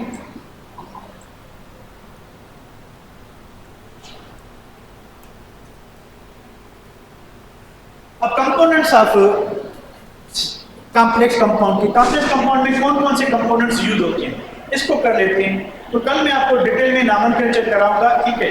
उसके बाद ये पोर्शन जो है ना, वैसे तो ये कॉम्प्लेक्स कंपाउंड की जो है हमारे सिलेबस में नहीं है पीएमडीसी में, पर इसको कर लेते हैं क्योंकि इसके करने से आपको नॉमेनक्लेचर को समझने में थोड़ा इजी होगा। तो कल डिटेल में नॉमेनक्लेचर करते हैं, आज मुझे बस 15-20 मिनट दें तो मैं इसको पूरा कर लेता हूँ, ठीक है। तो कंपोनेंट्स, पहला कंपोनेंट होता है सेंट्रल मेटल एटम। नॉर्मली देखिए जो ट्रांजिशन एलिमेंट है वो सेंट्रल मेटल एलिमेंट होता है। क्या होता है कि ट्रांजिशन एलिमेंट की 2 वैलेंसी होती है, एक प्राइमरी, दूसरी सेकेंडरी। प्राइमरी वैलेंसी में इन्होंने क्या किया कि इन्होंने आयनिक बॉन्ड बनाए, इन्होंने 1 2 3 इलेक्ट्रॉन लॉस किए, उससे इनके पास वैकेंट ऑर्बिटल जनरेट हुई प्राइमरी वैलेंसी से। अब ये सेकेंडरी वैलेंसी से क्या करेंगे, ये जो आपका मेटल आयन बन गया है, जिसको हम सेंट्रल मेटल आयन कह रहे हैं या सेंट्रल मेटल एटम कह रहे हैं, ये अब क्या करेगा कि लिगेंड के साथ कोऑर्डिनेट कोवेलेंट बॉन्ड बनाएगा, ठीक है। तो what is central metal atom? अब मेटल एटम और आयन यूजुअली ट्रांजिशन एलिमेंट के अक्सर ये ट्रांजिशन एलिमेंट भी होता है। कुछ बेरिलियम और मैग्नीशियम के आपके कॉम्प्लेक्स कंपाउंड्स नोन हैं। अदरवाइज जो नॉर्मल एलिमेंट है वो कॉम्प्लेक्स कंपाउंड नहीं बनाते, पर बेरिलियम और मैग्नीशियम के कुछ कंपाउंड्स नोन हैं, ठीक है। तो a metal atom which is surrounded by number of ligands is called a central metal atom। तो यहाँ पे दो कॉम्प्लेक्स लगाए हुए हैं हमने। एक क्या चीज है कि पोटेशियम हेक्सासाइनोफिलेट, अब इसको मैंने रेड बनाया है। तो मैंने आपको क्या बताया था कि कोऑर्डिनेशन स्फीयर में दो चीजें होती हैं। कोऑर्डिनेशन स्फीयर में दो चीजें, नंबर 1 सेंट्रल मेटल एटम कह लें या सेंट्रल मेटल आयन कह लें, और दूसरा क्या होता है लिगेंड्स। ये दो चीजें जो है इसके अंदर रहती हैं, बाकी आपका जो कैटाइन और एनाइन इसके बाहर है, ठीक है। कैटाइन्स और एनाइन्स इसके बाहर, अगर कैटाइन ये खुद है और एनाइन अंदर ही है तो कॉम्प्लेक्स न्यूट्रल हो जाएगा। अगर कॉम्प्लेक्स कैटाइन एनाइन तो फिर अंदर बाहर होगा। तो ये चीज क्लियर है भाई? सही है बेटा, ये चीज क्लियर है कि इसमें आपका सेंट्रल एटम कौन है? आयरन, जिसको लिगेंड से कोऑर्डिनेट कोवैलेंट बॉन्ड बना है। अच्छा, इसमें क्या चीज है? सिल्वर। सिल्वर को इलेक्ट्रॉन पेयर कौन दे रहा है? अमाइनो। तो अमोनिया जो है यहाँ पे लिगेंड है, डोनर एटम, और यानी पहले हम लिखते हैं सेंट्रल मेटल एटम और बाद में आता है लिगेंड। तो ये जो ट्रांजिशन एलिमेंट आपको कोऑर्डिनेशन स्फीयर में दिखाई दे वो क्या होगा? वो आपका सेंट्रल मेटल एटम होगा। यहां तक क्लियर है? थोड़ा सा इधर पीछे है तो मुझे बताएं, इसमें सेंट्रल मेटल एटम कौन है? पोटेशियम, आयरन और साइनाइड। इसमें सेंट्रल मेटल एटम कौन है? आयरन। इसमें सेंट्रल मेटल एटम कौन है? सिल्वर है, ठीक है। So have you got the point कि सेंट्रल मेटल एटम और सेंट्रल मेटल आयन वो होता है जो लिगेंड के साथ कोऑर्डिनेट कोवैलेंट बॉन्ड बनाता है, जो लिगेंड्स के साथ कोऑर्डिनेट कोवैलेंट बॉन्ड बनाता है, ठीक है। यहां तक क्लियर है? यहां तक क्लियर है बात? तो हम वापस आते हैं, ठीक है। अब लिगेंड क्या होता है? अब देखिए कोऑर्डिनेट कोवैलेंट आ जाते हैं, कोई न्यूट्रल आ जाएगा, ठीक है। तो अब लिगेंड की बात करते हैं। ऐसा सब्सटेंस जो इलेक्ट्रॉन पेयर डोनेट कर सके, ऐसा सब्सटेंस जो इलेक्ट्रॉन पेयर डोनेट कर सके, यानी कोऑर्डिनेट कोवैलेंट बॉन्ड में डोनर एटम हो, तो ऐसा सब्सटेंस जो पेयर ऑफ इलेक्ट्रॉन डोनेट कर सके उसको हम डोनर एटम कहेंगे कोऑर्डिनेट कोवैलेंट बॉन्ड में। इधर कोऑर्डिनेशन केमिस्ट्री में हम इसको लिगेंड कहते हैं, यानी ऐसा सब्सटेंस जो एक या एक से ज्यादा पेयर डोनेट कर सके। अगर एक पेयर डोनेट करेगा उसको हम कहते हैं मोनोडेंटेड लिगेंड। अगर दो पेयर डोनेट करेगा उसको कहते हैं बाइडेंटेड लिगेंड। अगर तीन पेयर डोनेट करेगा ट्राई, चार करेगा टेट्रा, पांच करेगा पेंटा, 6 करेगा हेक्सा, तो आगे चल के हम उसको कहते हैं पॉलीडेंटेड लिगेंड्स। अब लिगेंड का मतलब क्या है कि जो पेयर ऑफ इलेक्ट्रॉन दे, एक देगा तो मोनोडेंटेड, दो देगा तो बाइडेंटेड, आगे आप पॉली यूज कर लो। पॉलीडेंटेड लिगेंड किसको कहेंगे? जो एक से ज्यादा इलेक्ट्रॉन पेयर डोनेट कर सके, ठीक है। तो what is a ligand? The atoms or ions or neutral molecules which surround central metal atom. जो सेंट्रल मेटल एटम को सराउंड करे, खाली सराउंड तो नहीं करेंगे, क्या करेंगे? इलेक्ट्रॉन पेयर देके कोऑर्डिनेट कोवैलेंट बॉन्ड बनाएंगे। In donate electron pair to it are called ligands. They may be anions or neutral, ये एनाइन होंगे या न्यूट्रल, कैटाइंस नहीं हो सकते क्योंकि ये इलेक्ट्रॉन पेयर डोनर है। अगर ऑलरेडी ये कहीं इलेक्ट्रॉन पेयर डोनेट करके आए तो ये ज्यादा इलेक्ट्रॉन डोनेट नहीं कर सकेंगे। तो लिगेंड या तो न्यूट्रल होगा या फिर एनाइन। ये बात समझ रहे हैं? लिगेंड जो है या क्या होगा? न्यूट्रल होगा या फिर क्या होगा? एनाइन होगा, ठीक है। तो मोनोडेंटेड लिगेंड क्या होता है? जो एक इलेक्ट्रॉन लॉस कर सके, तो एक इलेक्ट्रॉन पेयर। तो यहां पे देखें, the ligands which donate one pair of electron are called monodentate ligands, ठीक है। तो मोनोडेंटेड में क्लोराइड आयन आ गया, ब्रोमाइड। अब ये जो नेगेटिव चार्ज है ये अनशेयर्ड पेयर है, इनके पास एक अनशेयर्ड पेयर मौजूद है। तो अगर कोई एक इलेक्ट्रॉन पेयर डोनेट कर सकता है, एक इलेक्ट्रॉन पेयर, ठीक है, तो आपका हाइड्रोक्साइड आयन हो गया, साइनाइड आयन हो गया, acid ion, nitrate ion, ammonia हो गया, वाटर हो गया, कार्बन मोनोऑक्साइड हो गया। ये सारे ऐसे सबस्टेंस हैं जो एक पेयर डोनेट करने की सलाहियत रखते हैं, एबिलिटी रखते हैं। इनको हम कहेंगे मोनोडेंटेड लिगेंड्स। क्या कहेंगे? तो लिगेंड्स के कई बार लिगेंड है क्या? राइट, लिगेंड एक इलेक्ट्रॉन पेयर डोनर, ये तो सिंपल सी बात होती है, इलेक्ट्रॉन पेयर डोनर। फिर ये इनके टाइप्स है,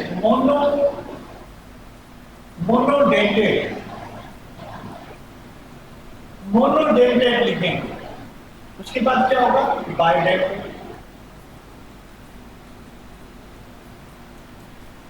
उसके बाद क्या होगा? क्या पॉलीडेंटेड कहेंगे।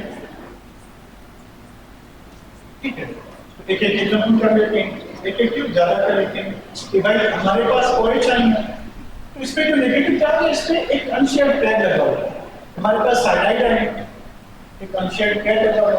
हमारे पास एसीटेट आयन, कोई भी कार्बोऑक्सिलेट आयन जो कार्बोऑक्सिलिक एसिड जो फैटी एसिड है, मोनोकार्बोक्सिलिक एसिड है, उसने जब एक इलेक्ट्रॉन लॉस किया था तो उस पे नेगेटिव अनशेयर्ड पेयर आ जाएगा। आपके पास कोई अल्कोऑक्साइड आयन है, आपके पास अमोनिया है, निकल है, आपके पास कोई भी अमाइन है, प्राइमरी अमाइन, सेकेंडरी अमाइन है, टर्शियरी अमाइन है, ठीक है, प्राइमरी सेकेंडरी कोई भी हो सकता है, ठीक है, अमाइन है, हाइड्रोजन के पास एक लोन पेयर है, ठीक है। उसके बाद आपके पास कोई भी अल्कोहल है, ठीक है, इसके पास ये एक लोन पेयर है, ठीक है, वाटर है, इसके पास वाटर के पास अवेलेबल दो है, देगा कितने? एक ही दे, तो इसको भी मोनोडेंटेड लिगेंड कहेंगे, ठीक है। तो मोनोडेंटेड लिगेंड किसको कहेंगे? ऐसा सबस्टेंस जो एक पेयर इलेक्ट्रॉन का डोनेट कर सके। इसमें कोई प्रॉब्लम तो नहीं है? इसमें कोई प्रॉब्लम तो नहीं? Any problem? अब बाइडेंटेड क्या होगा? जो क्या कर सके? 2 इलेक्ट्रॉन पेयर्स डोनेट कर सकते हैं, ठीक है। अब एक तो सिंपल ऑक्सिलेट आयन होता है, ऑक्सैलिक एसिड से निकला हुआ ऑक्सिलेट आयन हो गया। उसके बाद आपका डायएसिटाइलाइड आयन हो गया, तो इस पे 2 नेगेटिव चार्ज करके 2 इलेक्ट्रॉन लॉस कर देता है। उसके बाद आ गया आपका हाइड्रोजन आ गया, NH2, ठीक है। उसके बाद आ गया आपका इथाइलिन डायमाइन आ गया, ये इथाइलिन यानी CH2, ये इथाइलिन डायमाइन 2 अमाइन लगा। तो भाई इसके पास 2 लोन पेयर देने के लिए हैं, तो ये सारे हो गए, कौन से हो गए? ये हो गए बाइडेंटेड लिगेंड। क्लियर? तो बाइडेंटेड लिगेंड वो होंगे जो मेलोनिक एसिड हो गया, ग्लूटामिक एसिड हो गया, जिसके पास भी यानी 2 इलेक्ट्रॉन पेयर होंगे, वो 2 दे सकेंगे, ठीक है। तो ये आपके हो गए बाइडेंटेड लिगेंड, ठीक है। पॉलीडेंटेड क्या होते हैं? जो मोर देन 1 कर ले, क्योंकि 2 से आपका पॉली शुरू हो जाएगा, 1 इलेक्ट्रॉन पेयर। तो ऐसे सबस्टेंस जो एक से ज्यादा इलेक्ट्रॉन पेयर दे सकें, उसको हम पॉलीडेंटेड लिगेंड कहते हैं। एग्जांपल इनके भी कर लेते हैं। फॉर एग्जांपल हमारे पास है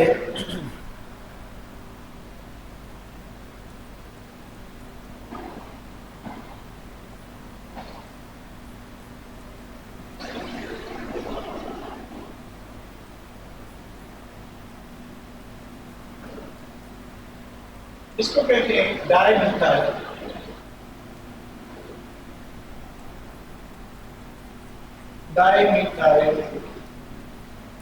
गिलायोक्सिनेट।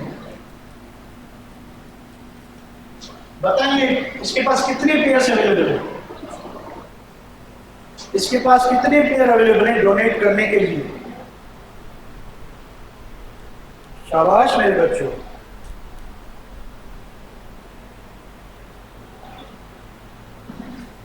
कितने पेयर्स हैं?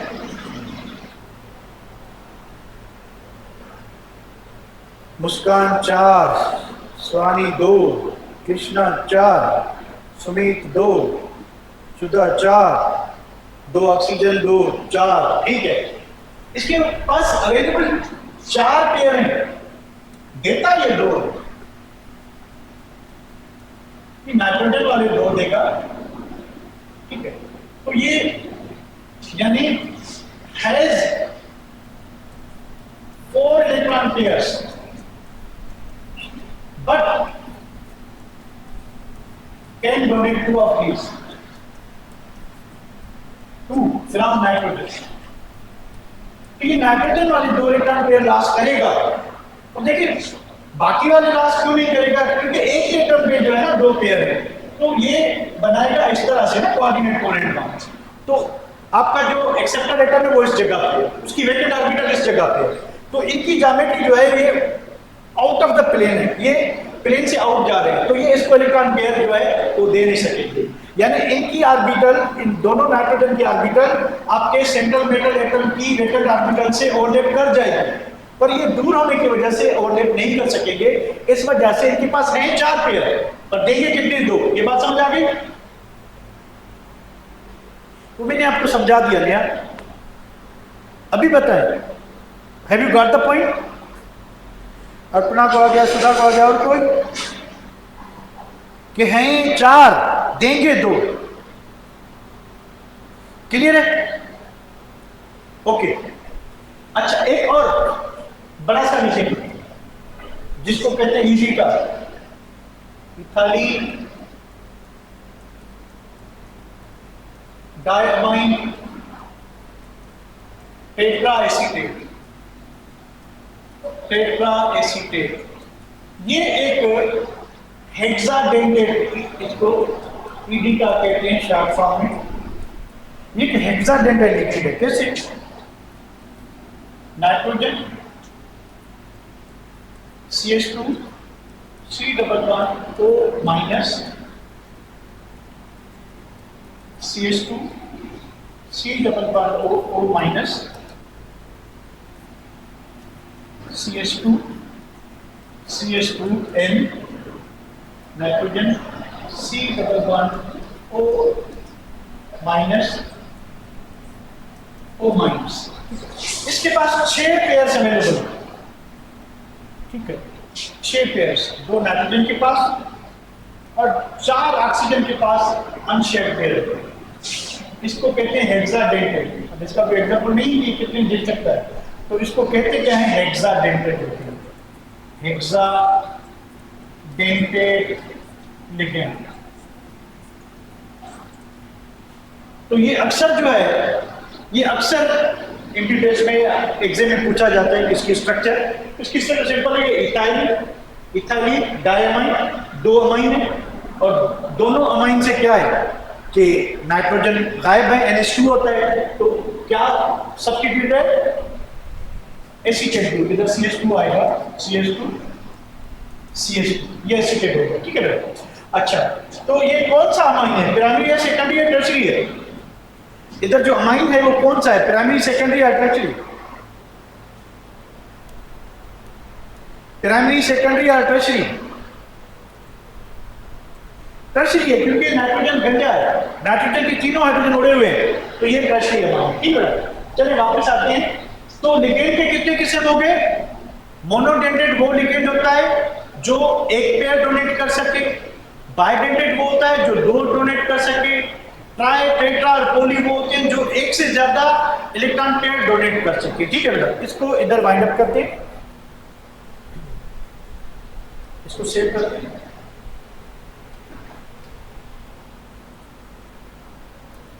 उसके बाद ये हो गए आपके कुछ बाइडेंटेट के एग्जांपल हैं, इधर मैं फार्मूला लिखता जाता हूं। तो ऑक्सीलेट आयन ऑलरेडी हमने किया है, यदि क्या लेते हैं तो double bond O minus, double bond O minus, oxalate ion, sulphate ion, double bond O minus, O minus, इसके पास भी 2 है। डायमिथाइल ऑक्सीलेट वही जो अभी दिखा था हमने, ये मिथाइल कार्बन, उसके बाद नाइट्रोजन,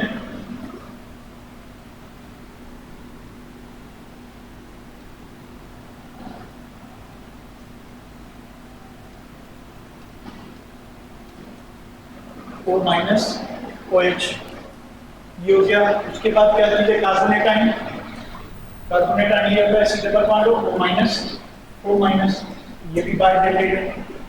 इथाइल डायमाइन इधर लिखा था हमने, और बाकी लिख लेते हैं CH2 और NH2, तो ये अमाइनो ग्रुप डोनेट करेगा हाइड्रोजन, ये भी हमने लिखा था NH2, ये भी एक बायडेटेड लिगेंड है, इसको सेव करें।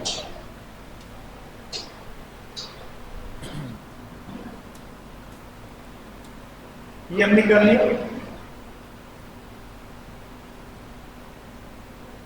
अच्छा, एक और चीज कि भाई ये जो पॉलीडेटेड लिगेंड होते हैं, ये जो पॉलीडेटेड लिगेंड होते हैं जो एक से ज्यादा इलेक्ट्रॉन पेयर दे सकते हैं, ये जो कॉम्प्लेक्स कंपाउंड या कॉम्प्लेक्स बनाते हैं उनको चिलेट कहते हैं। उनको क्या कहते हैं? चिलेट कहते हैं। तो एक एग्जांपल है कि polydentate ligands are called chelating agents, they form ring structure. तो एक एग्जांपल है कि ये निकेल है आपका, निकेल को आपको ये जो डायमिथाइल डाइऑक्सीनेट का डायमिथाइल थोड़ा ऊपर करके लिखते हैं, तो ये निकेल, और ये आपका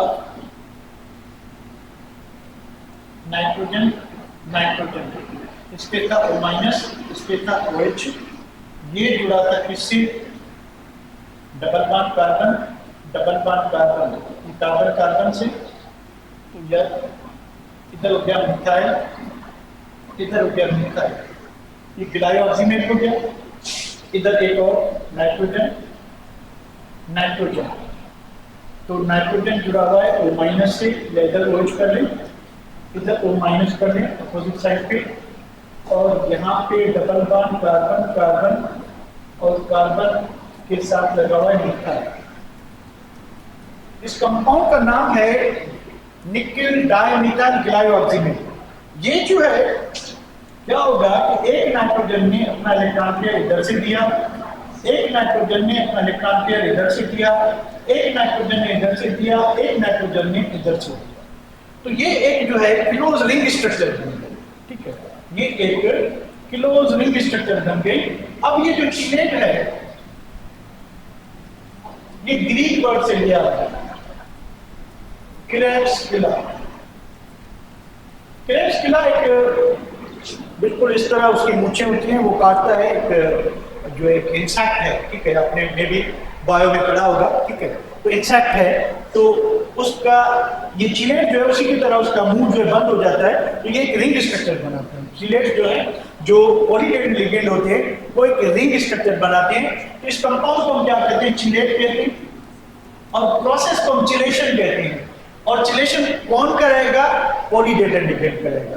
कौन करेगा? पॉलीडेटेड लिगेंड। इसमें कोई प्रॉब्लम नहीं, फिर आगे बढ़ते हैं। इसमें कोई प्रॉब्लम बेटा एक नजर देख ली, इसको मैं सेव कर दूं। Any problem?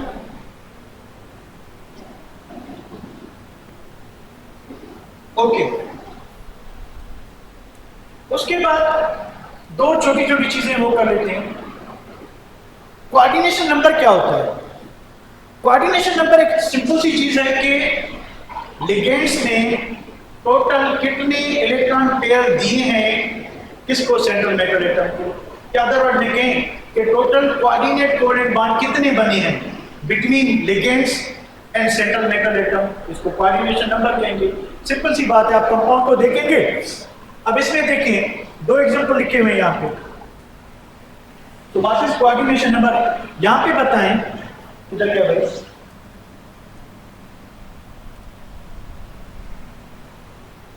इधर बताएं, अगर सेंट्रल मेटल एटम को इसने 2 इलेक्ट्रॉन पेयर दिए, ठीक है, तो इधर कोऑर्डिनेशन नंबर क्या होगा? चलिए एक एग्जांपल लेते हैं, पोटेशियम हेक्सा साइनोफिरेट। तो भाई यहां पे दो चीजें डायग्नोस करें, सेंट्रल मेटल एटम कौन है, लिगेंड कौन है, और how many electron pairs are available to ligand. ये तीन चीजें डिटेक्ट करें तो आपको पता चल जाएगा कोऑर्डिनेशन नंबर का। सेंट्रल मेटल एटम कौन है? आयरन, आयरन, ठीक है। लिगेंड कौन है? साइनाइड। साइनाइड के ऊपर क्या होता है? इलेक्ट्रॉन पेयर, टोटल कितने? 6। तो कितने इलेक्ट्रॉन पेयर डोनेटेड है? 6। तो इसका जो कोऑर्डिनेशन नंबर होगा वो 6 होगा। कोऑर्डिनेशन नंबर कितना होगा? 6। किसको रिप्रेजेंट करता है कोऑर्डिनेशन नंबर? कि how many electron pairs have been donated to central metal atom by ligand, के लिगेंड ने कितने इलेक्ट्रॉन पेयर डोनेट किए हैं किसको? आयरन को। तो टोटल इलेक्ट्रॉन पेयर जितने भी डोनेट किए होंगे वो उसका कोऑर्डिनेशन नंबर होगा। तो थोड़ा सा मुझे ये बताएं, ये जो हमने किया था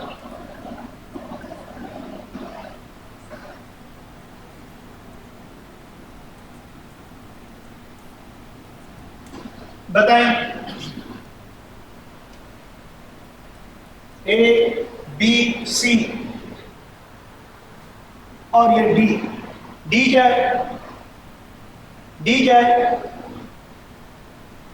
D is central metal atom, सही है? ओके। अब ए बी ये दोनों लिगेंड है, पर सी जो है वो आपका एनाइन है, वो लिगेंड नहीं है। ये बात समझ आ रही है? अच्छा, क्लोरीन ये भी है, क्लोरीन ये भी है, ये भी, इसमें भी एक अनशेयर्ड पेयर है, इसमें भी अनशेयर्ड पेयर है। तो इसको बाहर, इसको अंदर क्यों रखा हुआ है? इसने क्या किया? ये जो क्लोराइड है, जो कोऑर्डिनेशन स्फीयर के अंदर जो एनायनिक लिगेंड्स होती हैं, थोड़ा गौर कीजिएगा, एनायनिक जो लिगेंड्स होते हैं वो पहले क्या बनाते हैं? Ionic bond. आयनिक बॉन्ड में इन्होंने क्या किया? इलेक्ट्रॉन दिया, इसके ऊपर कौन सी चार्ज लगी? नेगेटिव। अब दूसरा बॉन्ड कौन सा बनाएंगे? ये बनाएंगे कोऑर्डिनेट कोवलेंट। ये जो बाहर पड़ा है इसने क्या बनाया? Only covalent, only ionic bond. इसने कोऑर्डिनेट कोवलेंट बॉन्ड नहीं बनाया। ये बात समझ आ रही है कि लिगेंड ये भी है, अमाइनो भी है, लिगेंड क्लोरो भी है, ठीक है। और ये क्लोराइड बाहर पड़ा हुआ है, इस पे भी नेगेटिव चार्ज, इस पे भी नेगेटिव चार्ज। फर्क क्या है कि इन तीनों ने कॉपर से इलेक्ट्रॉन लिया था, कॉपर से इलेक्ट्रॉन लिया था, ठीक है। या इधर आयरन का देखिए, कॉपर +3 शो करता है कि नहीं? आयरन कर देते हैं, ठीक है। तो अमाइनो न्यूट्रल है, ठीक है। इसके पास 1 इलेक्ट्रॉन पेयर होता है, इसके पास भी 1 इलेक्ट्रॉन पेयर। मुझे पता है इसका कोऑर्डिनेशन नंबर क्या होगा? What is the coordination number? क्या होना चाहिए? कोऑर्डिनेशन नंबर क्या होगा इसका? क्वेश्चन 4, बिल्कुल 4 होगा, क्योंकि 2 इलेक्ट्रॉन पेयर दिए अमाइनो ने, 2 इलेक्ट्रॉन पेयर दिए क्लोरीन ने। इस क्लोरीन ने क्या किया? इसने खाली इलेक्ट्रॉन लेके आयनिक बॉन्ड बनाया, ओनली आयनिक बॉन्ड बनाया। इसने क्या किया कि पहले इलेक्ट्रॉन लिया, आयनिक बॉन्ड बनाया, उसके बाद इसके साथ कोऑर्डिनेट कोवलेंट बॉन्ड बनाया। ये बात समझ आ रही है? यहां तक क्लियर है? यहां तक क्लियर है? यहां तक क्लियर है बेटा? कोई प्रॉब्लम नहीं? 2-3 टर्म्स हो रहे हैं छोटी छोटी, और कोई ज्यादा बात नहीं, ठीक है। ओके, अब आपके साथ हैं। तो व्हाट इज कोऑर्डिनेशन नंबर? एक मरतबा देख लेते हैं बुक इस डेफिनेशन को। The central metal atom are along with ligands is called coordination। अच्छा, ये तो कोऑर्डिनेट पेयर है, नंबर इधर ऊपर है। The number of lone pair are electrons provided by the ligands to central metal atom, के सेंट्रल मेटल एटम को ligands ने टोटल कितने इलेक्ट्रॉन पेयर दिए? जितने भी दिए उसको क्या कहेंगे? कोऑर्डिनेशन नंबर कहेंगे। तो इस एग्जांपल में बताएं कोऑर्डिनेशन नंबर क्या होगा? 6। इसमें कोऑर्डिनेशन नंबर क्या होगा? 4। सही है? ये 6 होगा, ये क्या होगा? 4 होगा, क्योंकि अमाइनो 4 है, ठीक है। यहां तक क्लियर है? अब कोऑर्डिनेशन स्फीयर क्या होता है? अब कोऑर्डिनेशन स्फीयर आई थिंक ये आखिरी टर्म है। अच्छा, एक होगा वो, एक और होगा, ठीक है, कि ऑक्सीडेशन नंबर जो है वो क्या होता है कोऑर्डिनेशन स्फीयर में। कोऑर्डिनेशन स्फीयर में 2 चीजें आती हैं, एक सेंट्रल मेटल एटम और दूसरा लिगेंड। तो वो जो स्क्वायर ब्रेक जो होता है उसको कोऑर्डिनेशन स्फीयर कहते हैं। इसमें दो चीजें आती हैं, एक सेंट्रल मेटल एटम और दूसरा लिगेंड आता है, ठीक है। यानी तो इधर से गुजारा करते हैं, the central metal atom lying along with ligand इस कोऑर्डिनेशन स्फीयर, इसको स्क्वायर ब्रैकेट में रखा जाता है। अब इट मे बी इनआयनिक हो सकता है, एटॉमिक अभी तक हमने पढ़ा था कि it is usually placed in square bracket. For example potassium hexacyanoferrate, तो स्क्वायर ब्रैकेट में क्या रखा हुआ है, स्क्वायर ब्रैकेट में है central metal atom iron ligand cyanide, tetraammine copper 2 sulphate. अब इसमें स्क्वायर ब्रैकेट में क्या रखा हुआ है, कॉपर और अमाइनो ग्रुप। तो ये आपके क्या चीजें, ये कोऑर्डिनेशन स्फीयर है। ये आपका वो सवाल में पूछा था न्यूट्रल, ये न्यूट्रल आ गया आपका निकेल टेट्रा कार्बोनाइल निकेल, ठीक है। तो ये आपका न्यूट्रल है, इसमें कोई चार्ज नहीं क्योंकि आगे पीछे कुछ भी नहीं है। तो ये आपका जो कोऑर्डिनेशन स्फीयर है इसमें दो चीजें आती हैं, एक सेंट्रल मेटल एटम और दूसरा क्या आता है, लिगेंड आता है। आप बिल्कुल मानिए कैसे ही होता है, ठीक है।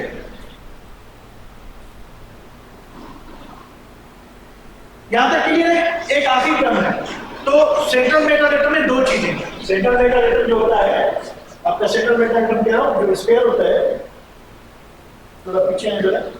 तो ये देखिए जो स्क्वायर ब्रैकेट है इसमें दो चीजें होती है, एक सेंट्रल मेटल एटम, दूसरा लिगेंड। इसको मिला के हम कहते हैं कोऑर्डिनेशन स्फीयर। इसमें कोई दिक्कत नहीं,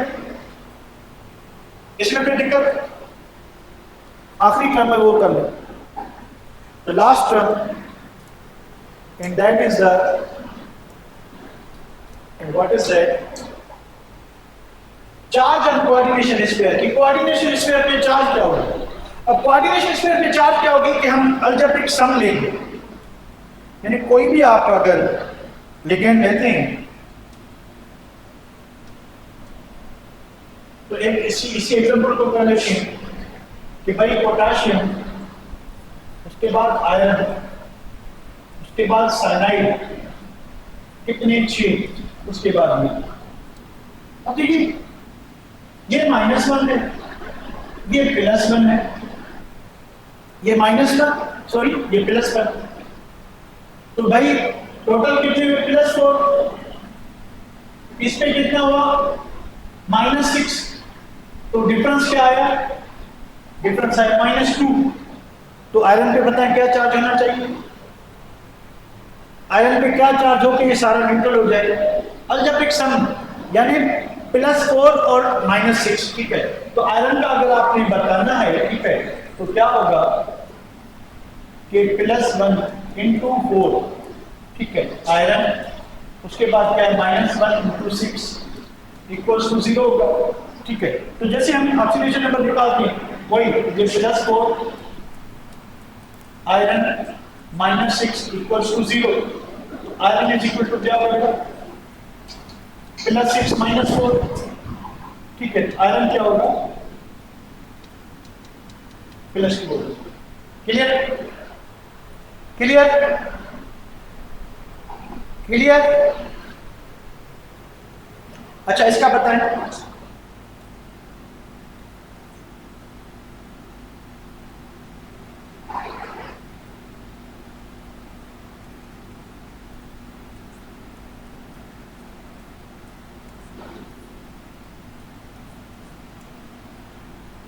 बताएं क्या होना चाहिए।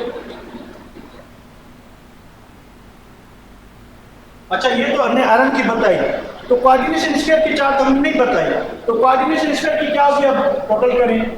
अब यहाँ पे लिखेंगे हम क्या कि भाई यहाँ पे था पोटेशियम जो कि +1, यहाँ पे आयरन जो कि +2 और यहाँ पे साइनाइड जो कि -1।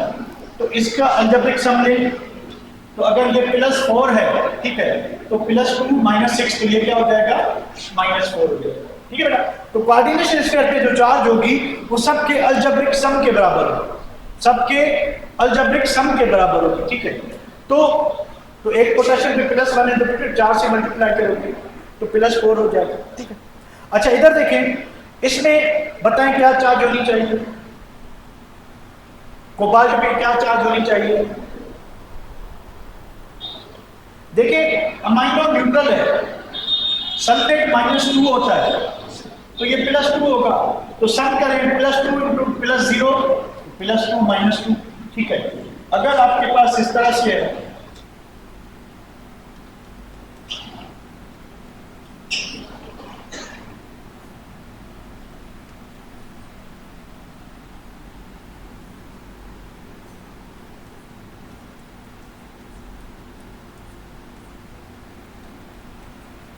क्या होनी चाहिए बेटा? क्रोमियम हेक्सा आपको क्लोराइड क्या होना चाहिए?